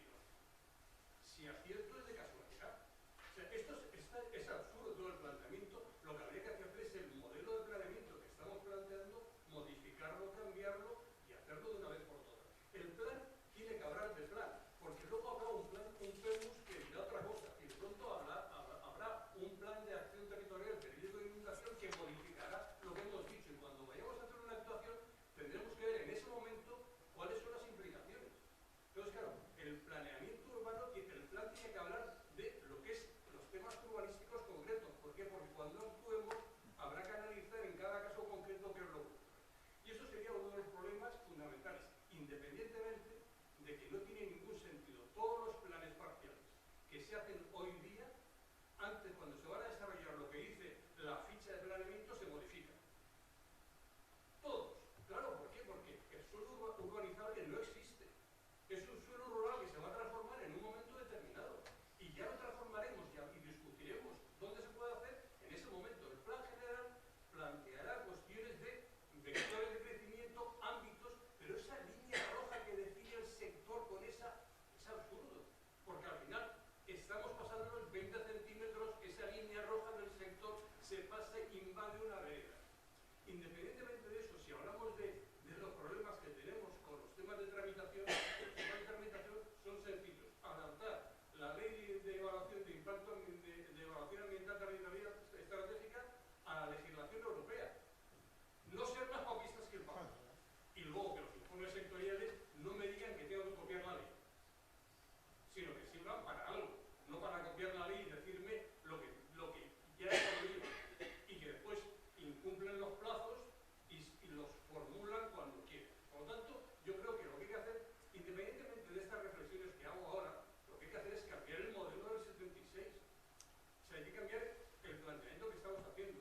esto...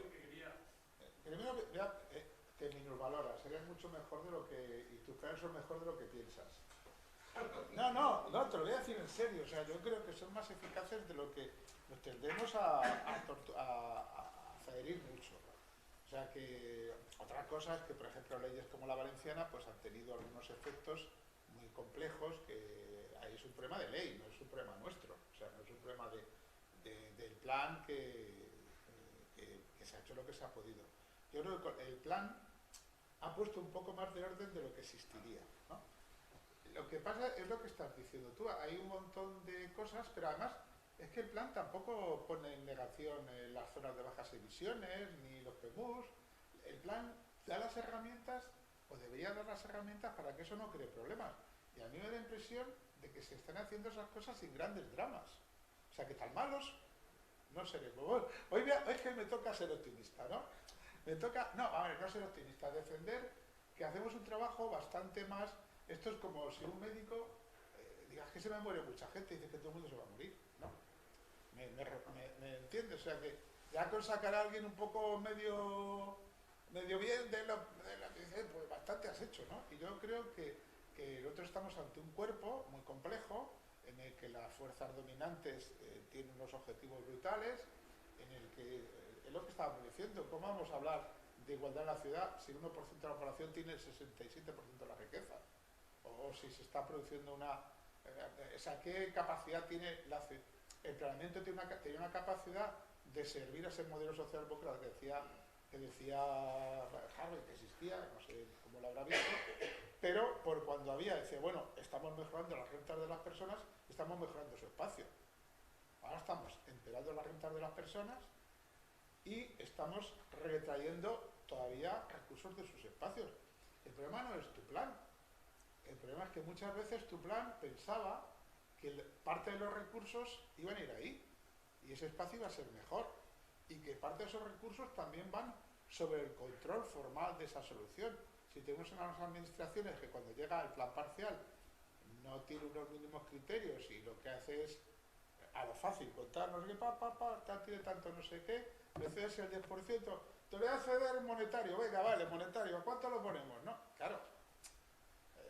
No sé si me explico. O sea que nuestras herramientas son como las herramientas que tienen, pues yo qué sé, un cirujano que llega a alguien con la cabeza rota. Estas ciudades están sobreviviendo gracias al plan. El caso español, la singularidad del espacio español era la creación de valor. Era la asignación de un valor que una vez que tú tenías un suelo urbanizable con un aprovechamiento, ese valor estaba ya asimilado y podías ir a un banco y te lo daba como garantía hipotecaria. Eso ya no es. Con la ley, o sea, todavía queda mucho planeamiento que tiene esos derechos adquiridos. Bueno, y no sé, si hay un juez, yo he dicho, yo puedo ganar algún pleito incluso con eso, ¿no? Podía siempre un lado del mal. Ahora ya eso no es, ¿no? O sea, que ya al menos la maquinaria, pero da igual, porque como la maquinaria de un financiero ya no le hace falta el suelo para crear valor, pues nos seguirán fastidiando. Claro, estamos hablando de herramientas que los países que han funcionado de otra manera es que el suelo era público, o la iniciativa es pública, ¿no? Pero ese plan que te parece regular a ti, de ese plan que dice el valor que se crea en un sitio de manera cierta, y por tanto a todo el mundo le permite conseguir saber cuánto te ceden y que cedes el vial y tal, cuando llega los latinoamericanos se les hace la boca agua. Yo quiero una legislación como la tuya, ¿no? O sea, que en el país de los ciegos el tuerto se cree. Yo creo que hay mucho por mejorar. Yo creo que un problema básico es que el plan recupere la capacidad de absorber y modificar todas esas cosas que nos llegan justificadamente y no pensar que somos un enemigo. Claro, es que los planes que nos han quedado son planes de desarrollo inmobiliario. Nada más. Uy. No, perdonad. No me rollo más. Pero que lo hace bastante bien. Todos los que estáis en esta sala estoy convencido de que lo hacéis mejor de lo que estáis ahora mismo, que una especie de estado. Si no hubiese estado vosotros, esto es como en la película esa, ¿no? De Qué bello es vivir. ¿Qué hubiese pasado si no hubieseis estado vosotros? Y no hubiésemos tenido el plan. Imaginaros que no hubieseis hecho vosotros y que no hubieseis estado vosotros para encontrar. Imaginaros lo que sería. Perdón. Lo primero te doy disculpas porque no soy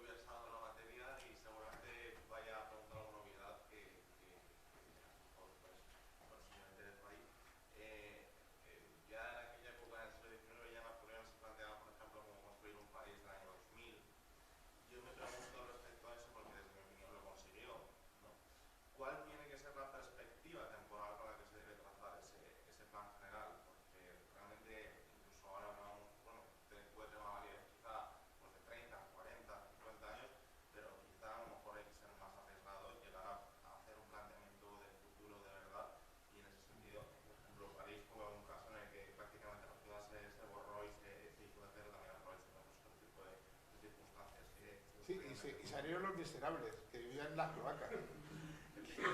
A ver, los que viven ahí los mandaron a vivir en las cloacas. También es cierto que quizá tenemos interés como ciudadanos en que exista esa trazabilidad en el tiempo, sobre todo pues, porque creo que vivimos en una zona geográfica en la que cuanta menos inventiva se le permita tener al político, pues a veces casi es mejor, en el sentido de que, bueno, mientras se tenga que adaptar a unas circunstancias que ya están definidas, pues menos pie hay a que puedan suceder pues, eventos que queremos evitar, ¿no? Y por último quería preguntar cuáles son realmente los límites que existen a día de hoy en nivel pues, incluso legislativo para poder aplicar o trazar ese plan general, por ejemplo, pues, sobre la propiedad del suelo, sin ir más lejos, ¿no? ¿Hasta qué punto se puede trazar una ciudad de la nada a la que todo se tenga que ir adaptando con el tiempo, o si realmente hay que adaptarse a un marco que está hecho y simplemente rehabilitando un poco los espacios? A ver, en estos momentos, una de las carencias que tiene, vamos a ver, ¿cómo evitar que algo crezca indefinidamente en una economía monetaria basada en el financiero? No podemos. No podemos porque el sistema se niega a ello.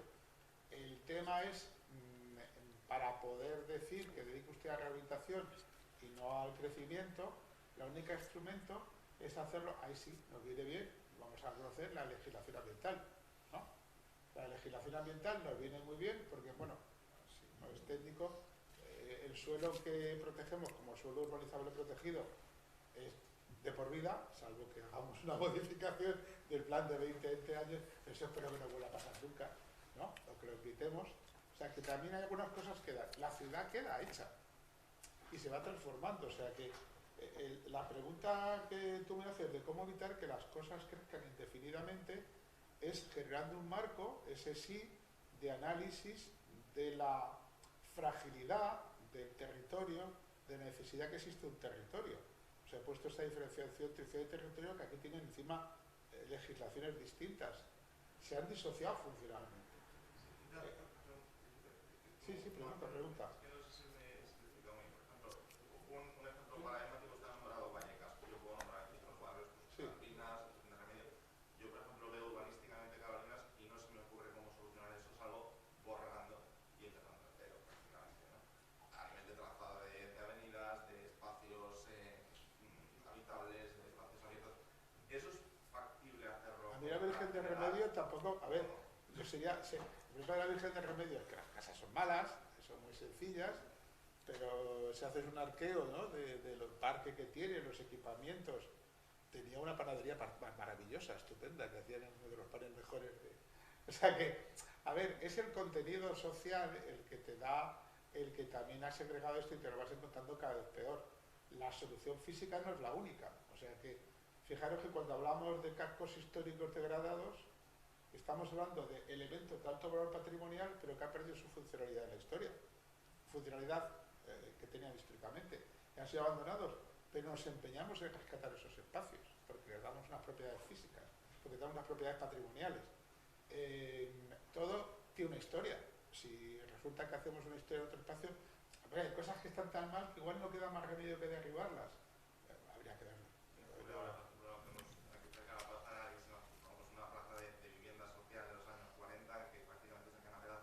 Y ahora pues parece que está más esa idea de la rehabilitación, cuando a lo mejor lo interesante sería decir, bueno, tenemos una ciudad que estaría mejor o peor hecha, vamos a planificar para los próximos 100 años cómo podemos hacer esto. Pero a ver, 100 años, ¿con qué recursos?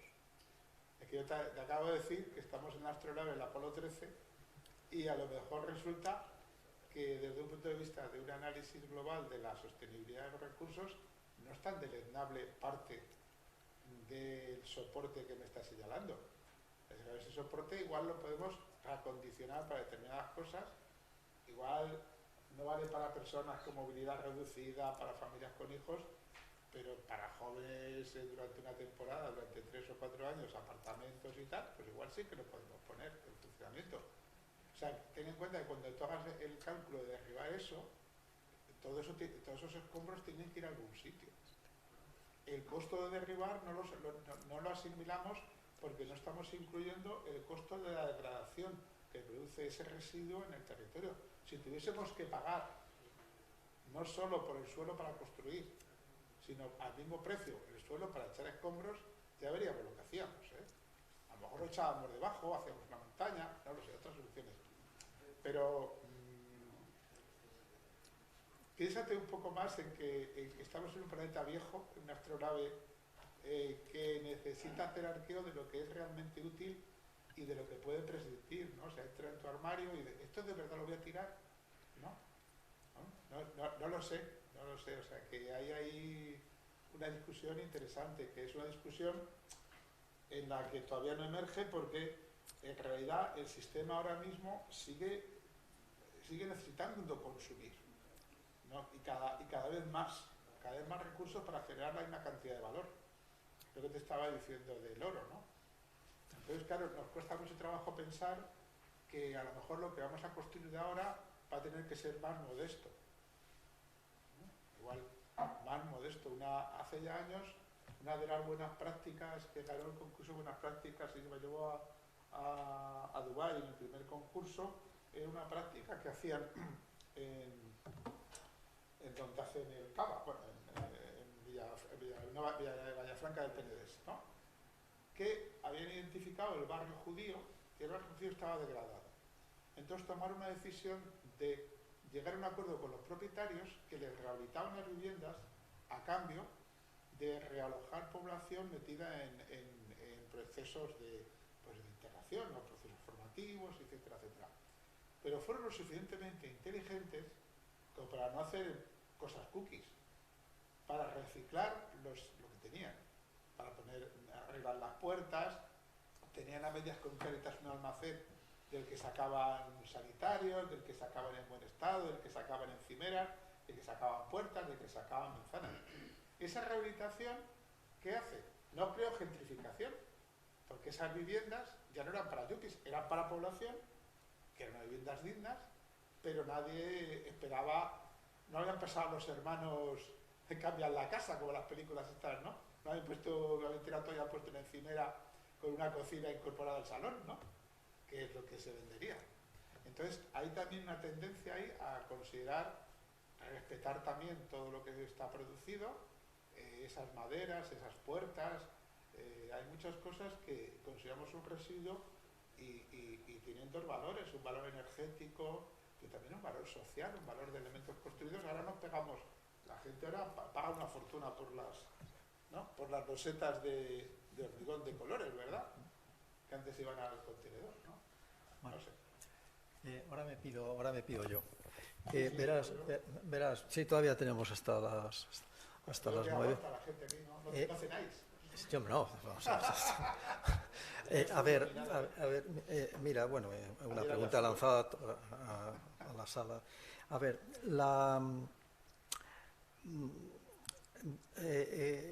en el planeamiento contemporáneo, en la legislación actual, hay una hegemonía creciente, un peso creciente de los contenidos ambientales, de los objetivos y entonces a mí me parece, bueno, que estos objetivos ambientales y propuestas ambientales tienen un gran contenido de gestión. Si cogemos los ODS, prácticamente basuras, problemas de biodiversidad, en fin, temas ambientales, son básicamente de gestión. Es decir, nosotros lo que proyectamos, siempre nuestro trabajo se dirige en última instancia a crear forma de ciudad. Sin embargo, cuando nos metemos en los temas de forma de ciudad con relación a medio ambiente, lo único que hablamos es de la densidad, de la ciudad compacta, ¿no? Pero déjame que termine, perdona. Entonces, claro, ¿qué ciudad, qué forma de ciudad es la que realmente corresponde a los retos ambientales, ¿no? Es decir, los temas de biodiversidad, por ejemplo, ¿no? Claro, los temas de biodiversidad son temas que tienen que ver con vosotros, con los ingenieros agrónomos, ¿no? Como la huella ecológica. Claro, la huella ecológica, por ejemplo, aquí en Alicante, del tema de la huella ecológica, yo no lo he escuchado cuando se habla de los temas del plan general. Bueno, el tema de la huella ecológica es que implica limitar el crecimiento, claro, y esto aquí, vamos, a esto ni de coña se va a hablar de esto. De modo que no sé si entiendes por dónde... Sí, bueno, hay dos es decir, termino, es decir, creo que los contenidos ambientales están, de alguna manera, arrinconando los contenidos urbanísticos, que les hace ir detrás de la urbanística, detrás del medio ambiente, sin saber muy bien cómo relacionarnos con eso. O sea, ¿qué respuestas espaciales podemos dar a los objetivos ambientales? No, pero o sea, más allá de la densidad, claro, la ciudad estoy compacta. de acuerdo contigo en una parte, pero estoy de acuerdo que la legislación actual no sirve ni una cosa ni para otra. Vamos a poner, no, me refiero porque realmente no resuelve los problemas tampoco, o sea, que ambientales en sí mismos. Yo creo que el tema ambiental no se puede segregar el funcionamiento de Gaia de nosotros mismos, nuestras actividades. Pertenecemos a ella. Estamos de acuerdo, sí, Y tú ya, no sé si eres consciente o no, de cuando protegías barrios estabas tomando una decisión ambiental. Ya, vale, sí. Claro, ambiental en lo físico. O sea, que estabas atribuyendo a ese espacio y a esos materiales unas propiedades que eran propiedades intrínsecas al propio... A ver, perdona, en los años 70 en Vigel del Remedio, en la asociación de vecinos, trabajamos por objetivos de consumo colectivo. Claro. O sea, no era consumo colectivo. Claro. Era diferente. Tú sabes en Madrid, que nadie lo cuenta, no sé si conocéis el barrio de Orcasitas, que es un barrio de remodelación. Pues tiene una central térmica de barrio, nadie lo cuenta, sin impagados. Ahora les habrán subido el gas, pero hasta ahora pagaban 30 euros al mes de calefacción y agua caliente. Entonces, hay muchas cosas que no contamos, porque si cogemos aquí en la sala, el concepto cultural es que es mejor tener una calefacción individual porque así controlas tu consumo. Es una mentira cochina, porque cada caldera encima degrada más que una caldera colectiva, el gas vale más caro, el rendimiento es peor. A ver, es todo es una mentira para otras calderas a cada uno, ¿no?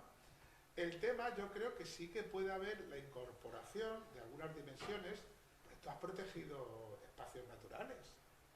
Pero eso lo puede hacer perfectamente un plan ambiental o un plan ecologista. No, porque las propiedades... A ver, vamos a ver.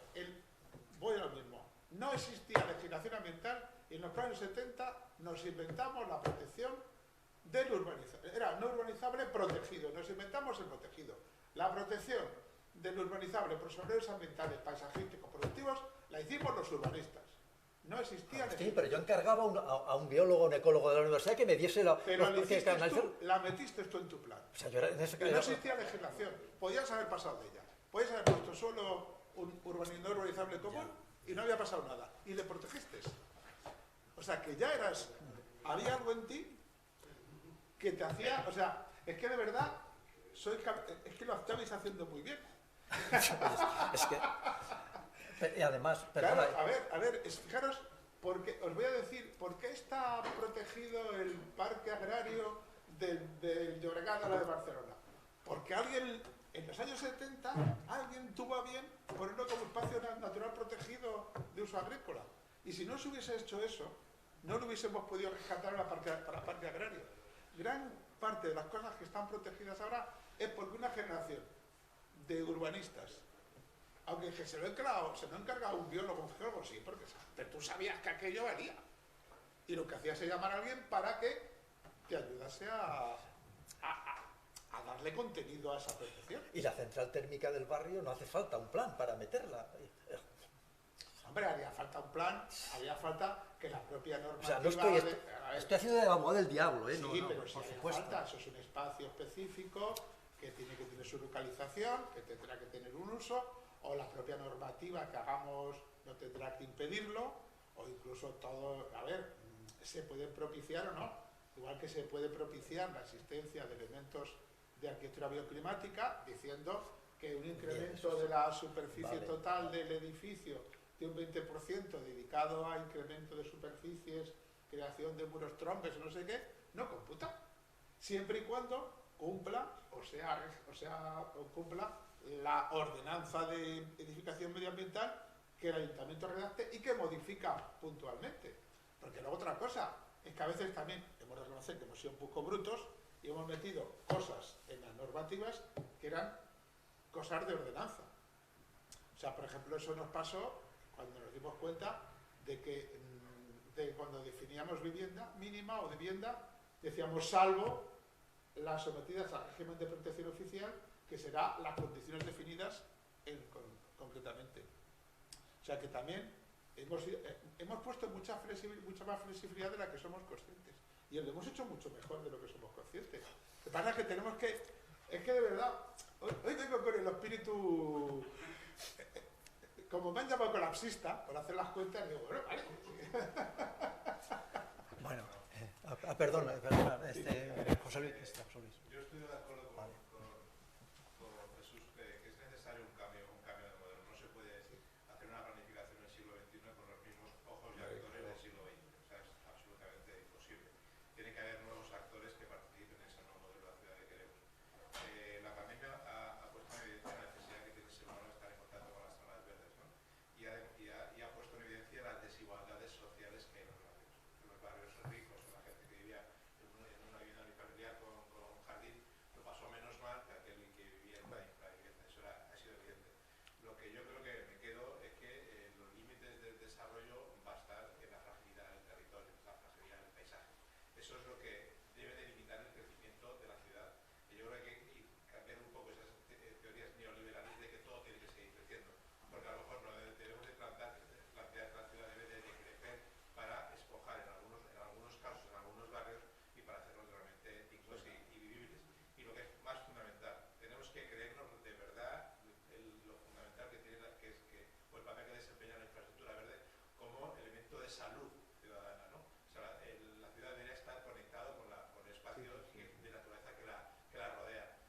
Pim Palle tiene un lema que es su estudio fusionar ciudad y naturaleza, ¿no? El jardín de la metrópoli. Entonces yo creo que es necesario, y esta ciudad lo padece, porque tenemos un suelo no urbanizable totalmente abandonado. Cuando uno pasa por la autovía da ganas de salir del término municipal de Alicante porque lo que ve es horroroso, una degradación brutal. En cambio, cuando llega ya a unos espacios agrícolas cultivados, como puede ser el término municipal de Elche, ya el paisaje cambia. El paisaje es tan frágil que deberíamos de intentar pelear por ello. Y esta ciudad tiene tanto potencial y nos lo tenemos que creer para realmente hacer esos conectores verdes del Parque Central que puede llegar hasta las lagunas de Rabasa, hasta la Universidad de Alicante, hasta cualquier Ogegia, que realmente lo importante es generar ese potencial de infraestructura verde y tener en cuenta que la ciudad no puede crecer siempre. Que en algunos casos incluso debería de crecer y sobre todo entender que lo que hagamos en el paisaje es irrecuperable. No, pero eso es lo que digo yo, no podemos disociar territorio de ciudad. Es al revés, ahora tú lo has dicho, hay que meter. Y cuando habla de biodiversidad, a los que os interese hay un manual del aseo de cómo recuperar los pájaros en la ciudad, por ejemplo, ¿no? Que son cosas que antes dábamos por supuesto, hasta los comíamos fritos a los pobres, a mí nunca me gustaron, pero yo los veía cazar, en mi barrio cazaban hasta lagartos para comérselos, ¿no? Pero que hay un montón, que hay un montón de biodiversidad que podemos recuperar. Yo ya he visto, hemos pasado de matar todos los bichos a poner reservas para polinizadores, para pájaros, para pequeños reptiles, lagartijas, no sé qué, ¿no? O sea que sí que hay una posibilidad de lo que dice él, es cómo recuperar. Yo que soy vecino del barrio de Salavilla, nuestra reivindicación es que la de Salavilla no es un parque, que es un bosque en la ciudad. Entonces, ese cambio de mentalidad, yo creo que te cambia la manera de actuar, ¿no? Y si ese que dices tú, esa red verde que penetra la ciudad, Victoria pues ha sido experta en eso, pero bueno, tuvo la suerte de tener un alcalde que no tenía carnet de conducir. Bueno, hay una cosa, José Luis, Agustín, que me llama la atención y a cuento de un artículo que publiqué el sábado. Hablar de naturaleza. Bueno, ¿quién habla de naturaleza en las políticas ambientales? Por ejemplo, En el tocho de la ley sobre la sostenibilidad ambiental, de la energía, de todo esto, que tiene una introducción de unas 40 páginas, no se pronuncia ni una sola vez la palabra naturaleza y una vez o dos biodiversidad. Las ODS, creo que tiene 13 veces, son 17 objetivos, tiene 13 veces, se repite la palabra sostenibilidad y ninguna naturaleza. Es decir, a mí esto me parece... ¿A dónde quiero llegar? Quiero llegar a que cuando el Ayuntamiento de Alicante o cuando en general los políticos hablan de la sostenibilidad, cuando habla aplicada, por ejemplo, a las áreas de bajas emisiones y todas estas cosas, están planteando cuestiones sectoriales, o sea, tratan el medio ambiente como una cuestión sectorial. Y no hablan de naturaleza. O sea, por tanto, no se puede hablar de integración cuando hablan de naturalizar la ciudad. Está muy bien, pero claro, al final, lo que yo decía en ese artículo, al final es que naturalizar la ciudad se queda en ideología clorofila, que decía mi amigo Mario Gaviria. Sí, claro. Es decir, una especie de algo puramente ornamental. A mí, de verdad, o sea, yo creo que hay una separación entre sociedad y naturaleza y no creo que ninguna de las propuestas llamadas sostenibles, que al fin y al cabo la sostenibilidad es una especie de símbolo, una cuestión de definición simbólica de la naturaleza, van a realmente a fundirla, ¿no? A encontrar un camino de encuentro entre naturaleza y sociedad. Muchas veces hemos hablado, algunas veces, de que la legislación ambiental y la urbanística tenían que ser la misma, tenían que estar juntas. O sea, que no tenía sentido que algo que afectaba al territorio estuviese separado de una herramienta de ordenación, de ordenar el territorio. Pero es que tenemos legislación de ordenación del territorio, de no urbanizable, urbanística, de medioambiental, de no sé... O sea, claro, empezamos a separar las piezas y tu proyecto, que yo creo que hay que hacer, no tiene sustento. Tú lo acabas de decir, que la ciudad se hizo para la ciudad industrial, ¿qué tenemos que hacer para una sociedad? Porque hablabas de la huella ecológica. Hay que recordar que España necesita recursos de 2,5 veces su tamaño. Bueno, aplícalo a las ciudades, eso. 2 veces, a las ciudades tú calculas. O sea, que desde un punto de vista de fragilidad de nuestra capacidad de disponer de recursos, todo el entorno tendría que ser ya protegido. Eso que tú preguntabas depende de cómo tú plantees el problema. Es decir, bueno, en ese de la astronave del Apolo 11, dice, bueno, ¿me puedo yo prescindir de 1 metro cuadrado de producción agrícola en mi entorno? Dice, pues no, porque ya te lo has superado hace mucho, ¿no? Perdona que te había... me he colado. No, exacto. No. Ayer estaba en una reunión del Partido Verde Europeo y los verdes alemanes estaban analizando el problema que se ha creado con las minas de carbón, ¿no? Con la explotación hacia la minería. Y ellos decían, a ver, hemos salvado 5 aldeas, lo que pasa es que vamos a perder una, porque no podemos, porque legalmente no podemos hacer más. Dice, ahora vamos a la segunda fase, es una cuestión económica, que es dejar el carbón que hay debajo, dejarlo ahí en el suelo. Entonces tenemos que desarrollar renovables para intentar. Entonces, también estabais hablando de esto, y mi pregunta iba por ahí, con lo que estabas diciendo como te has llamado colapsista, decrecentista y tal, y has mencionado la economía del donut. Esa aplicación de la economía del donut en la gestión de los territorios, en la gestión de las ciudades, es muy incipiente, todavía es muy nuevo para ver un poco. Se ha hecho muy poco solamente en Bruselas y en Ámsterdam. Entonces, por ahora vamos a ver. Bueno, además los de Ámsterdam tienen una huella ecológica peor que la nuestra, los holandeses, o sea que no presuman. También hay una frase que dijeron los alemanes que me gustó mucho, la dijeron de cosas, que es cualquier cosa que hagamos nunca será suficiente, pero vamos a tener que hacerla. Vamos a ver, nos enfrentamos a una paradoja, ¿no? Esto lo dice José Manuel Naredo, que es mi maestro Yoda, no sé si le conoces. Acaba de publicar un libro que se llama La crítica no me acuerdo, me lo regaló el otro día, la crítica en declive o algo así. Entonces dice que uno de los problemas que tenemos es que estamos dotando de contenidos a las palabras sin hacer el análisis de lo que hacemos, ¿no? Entonces, términos como decrecentismo, no sabemos lo que significan, además es una palabra fea porque tiene connotaciones negativas. Neoliberalismo, pues si es neo y liberal será mejor que otra cosa, ¿no? Entonces, ahí tenemos, y que nos tenemos que hacer es cuentas generales de lo que tenemos. No todo tendrá que decrecer y no todo tendrá que crecer. La solución, pues lo que sea, de los verdes, de considerar que no es tan mala la nuclear, pues es muy dudosa. Sí, pero bueno, que ha pasado por ahí el asunto, ¿no? Hombre, eso es de Lovelock, fue el primero que lo defendió, ¿no? Lovelock, de la teoría de Lovelock. De algunos, me refiero de algunos de estos y tal.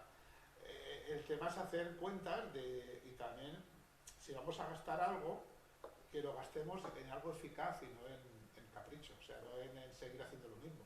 Entonces, no, es que estamos gastando carbón porque no hay más remedio, pero que gastémoslo para algo sensato, ¿no? No para hacer lo mismo que hacemos tonto ahora, ¿no? Y yo creo que falta esa decisión. Yo creo que, yo siempre decía, hombre, pues habrá que invertir. ¿Vamos a dejar de hacer infraestructuras? Pues no, vamos a hacer infraestructuras que sean más sólidas, que sean infraestructuras que nos permitan sobrevivir, resolver algunos problemas que sabemos que dependen de esa infraestructura, porque no vamos a cambiar las poblaciones de sitio, no vamos a hacer con los gemelos rojos, tampoco, o sea, que sabemos que es un problema difícil. Lo que pasa es que si no lo vamos afrontando y no vamos señalando, tú lo has señalado, si los políticos juegan a lo fácil es zona bajas emisiones, pues ya está, que entren todos los coches eléctricos, pero tú también, ¿qué sentido? O sea, de verdad son conscientes de hacer una auténtica red verde en un sentido complejo, de incorporar complejidad, de incorporar... Claro, pues no está muy claro. Entonces yo creo que ahí hay una batalla que es decir, de usted contenidos reales, no me mienta, ¿no? O sea, no me...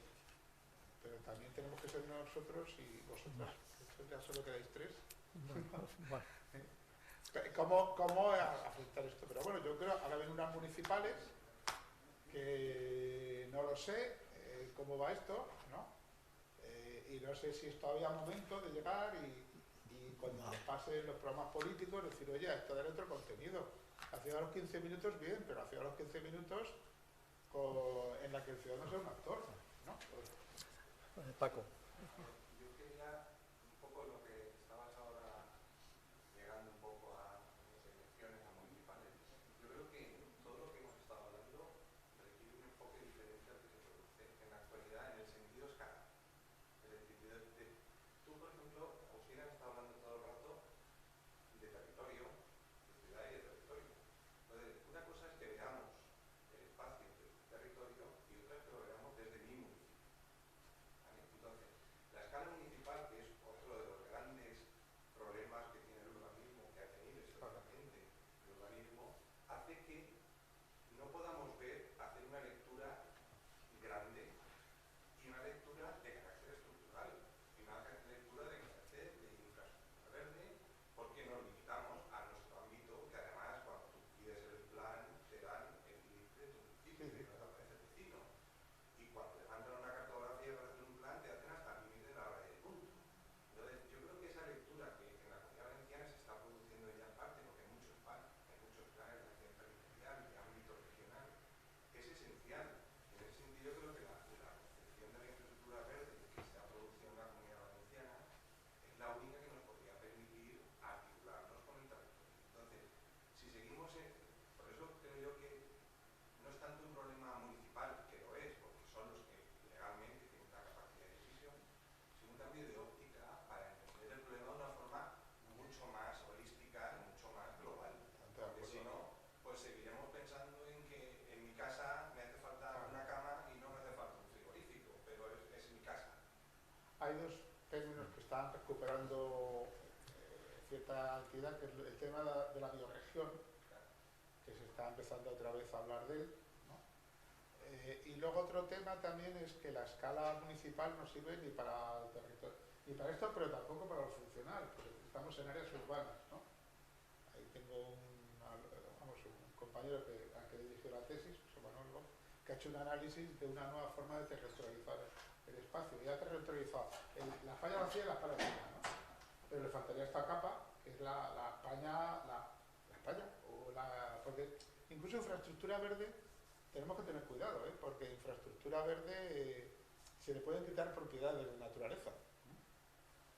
Me refiero de calidad natural, ¿no? O sea, que ahí hay también una discusión que sí, sería muy interesante de ver con cuántos bichos nos dejan tener natural, ¿no? O qué nivel de complejidad, ¿no? Lo digo en serio, ¿no? Porque ahora mismo Madrid se ha despertado con una cosa que llaman el bosque urbano, ¿no? Que han plantado 10.000 árboles y les han muerto todos el otro día, ¿no? Porque se han puesto en el yeso. Eso que el concejal era ingeniero forestal o agrónomo, no sé, bueno, ¿no? Entonces, bueno, también hay que saber, es que los endemismos de los yesos también, ¿no? También tienen propiedades, ¿no? También tienen valores, también tienen... Entonces yo creo que hay un análisis muy complejo que si somos muy simplificadores, pero hemos dibujos muy bonitos de árboles, que harán poner árboles sobre los yesos y nos saldrá todo muy mal, ¿no? Decir la infraestructura verde es una cosa muy sofisticada.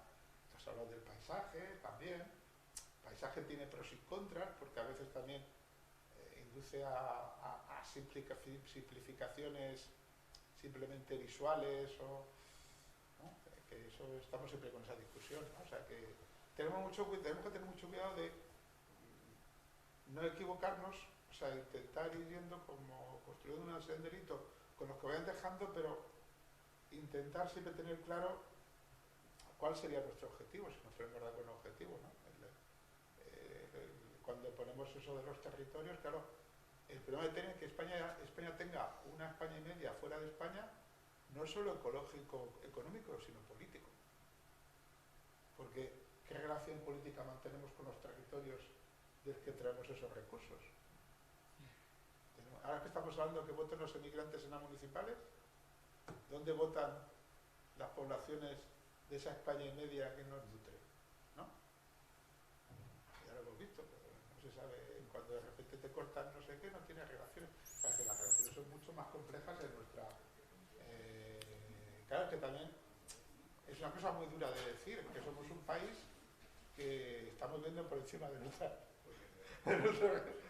recursos. Algo tenemos que hacer para remediarlo, a ambos lados o lo que sea, no sé. Bueno, no sé. Bueno, como decía Agustín... No soy tan pesimista, optimismo. Lo hemos hecho bastante bien. Si no hubieseis hecho los planes de los años 70, esto sería un desastre. Qué contentos nos vamos.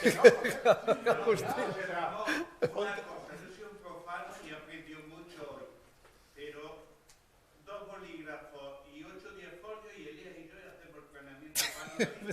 Seguro, bueno, a ti no te conozco, pero a Elías sí, seguro. Oye, bueno. Y un par de viajes en yate. Oye, como decía... No digo, ¿entiendes lo que quiero decir? Como dice Agustín, estos señores tendrán que cenar. Bien, bueno, yo creo que hemos tocado un montón de temas. La semana que viene, si venís por aquí, pues... Oriol es una persona estupenda, mucho mejor que yo. Oriol, yo creo que habla también mucho como Agustín, ¿eh? Y tiene mucha experiencia. Muchas gracias. No duerme.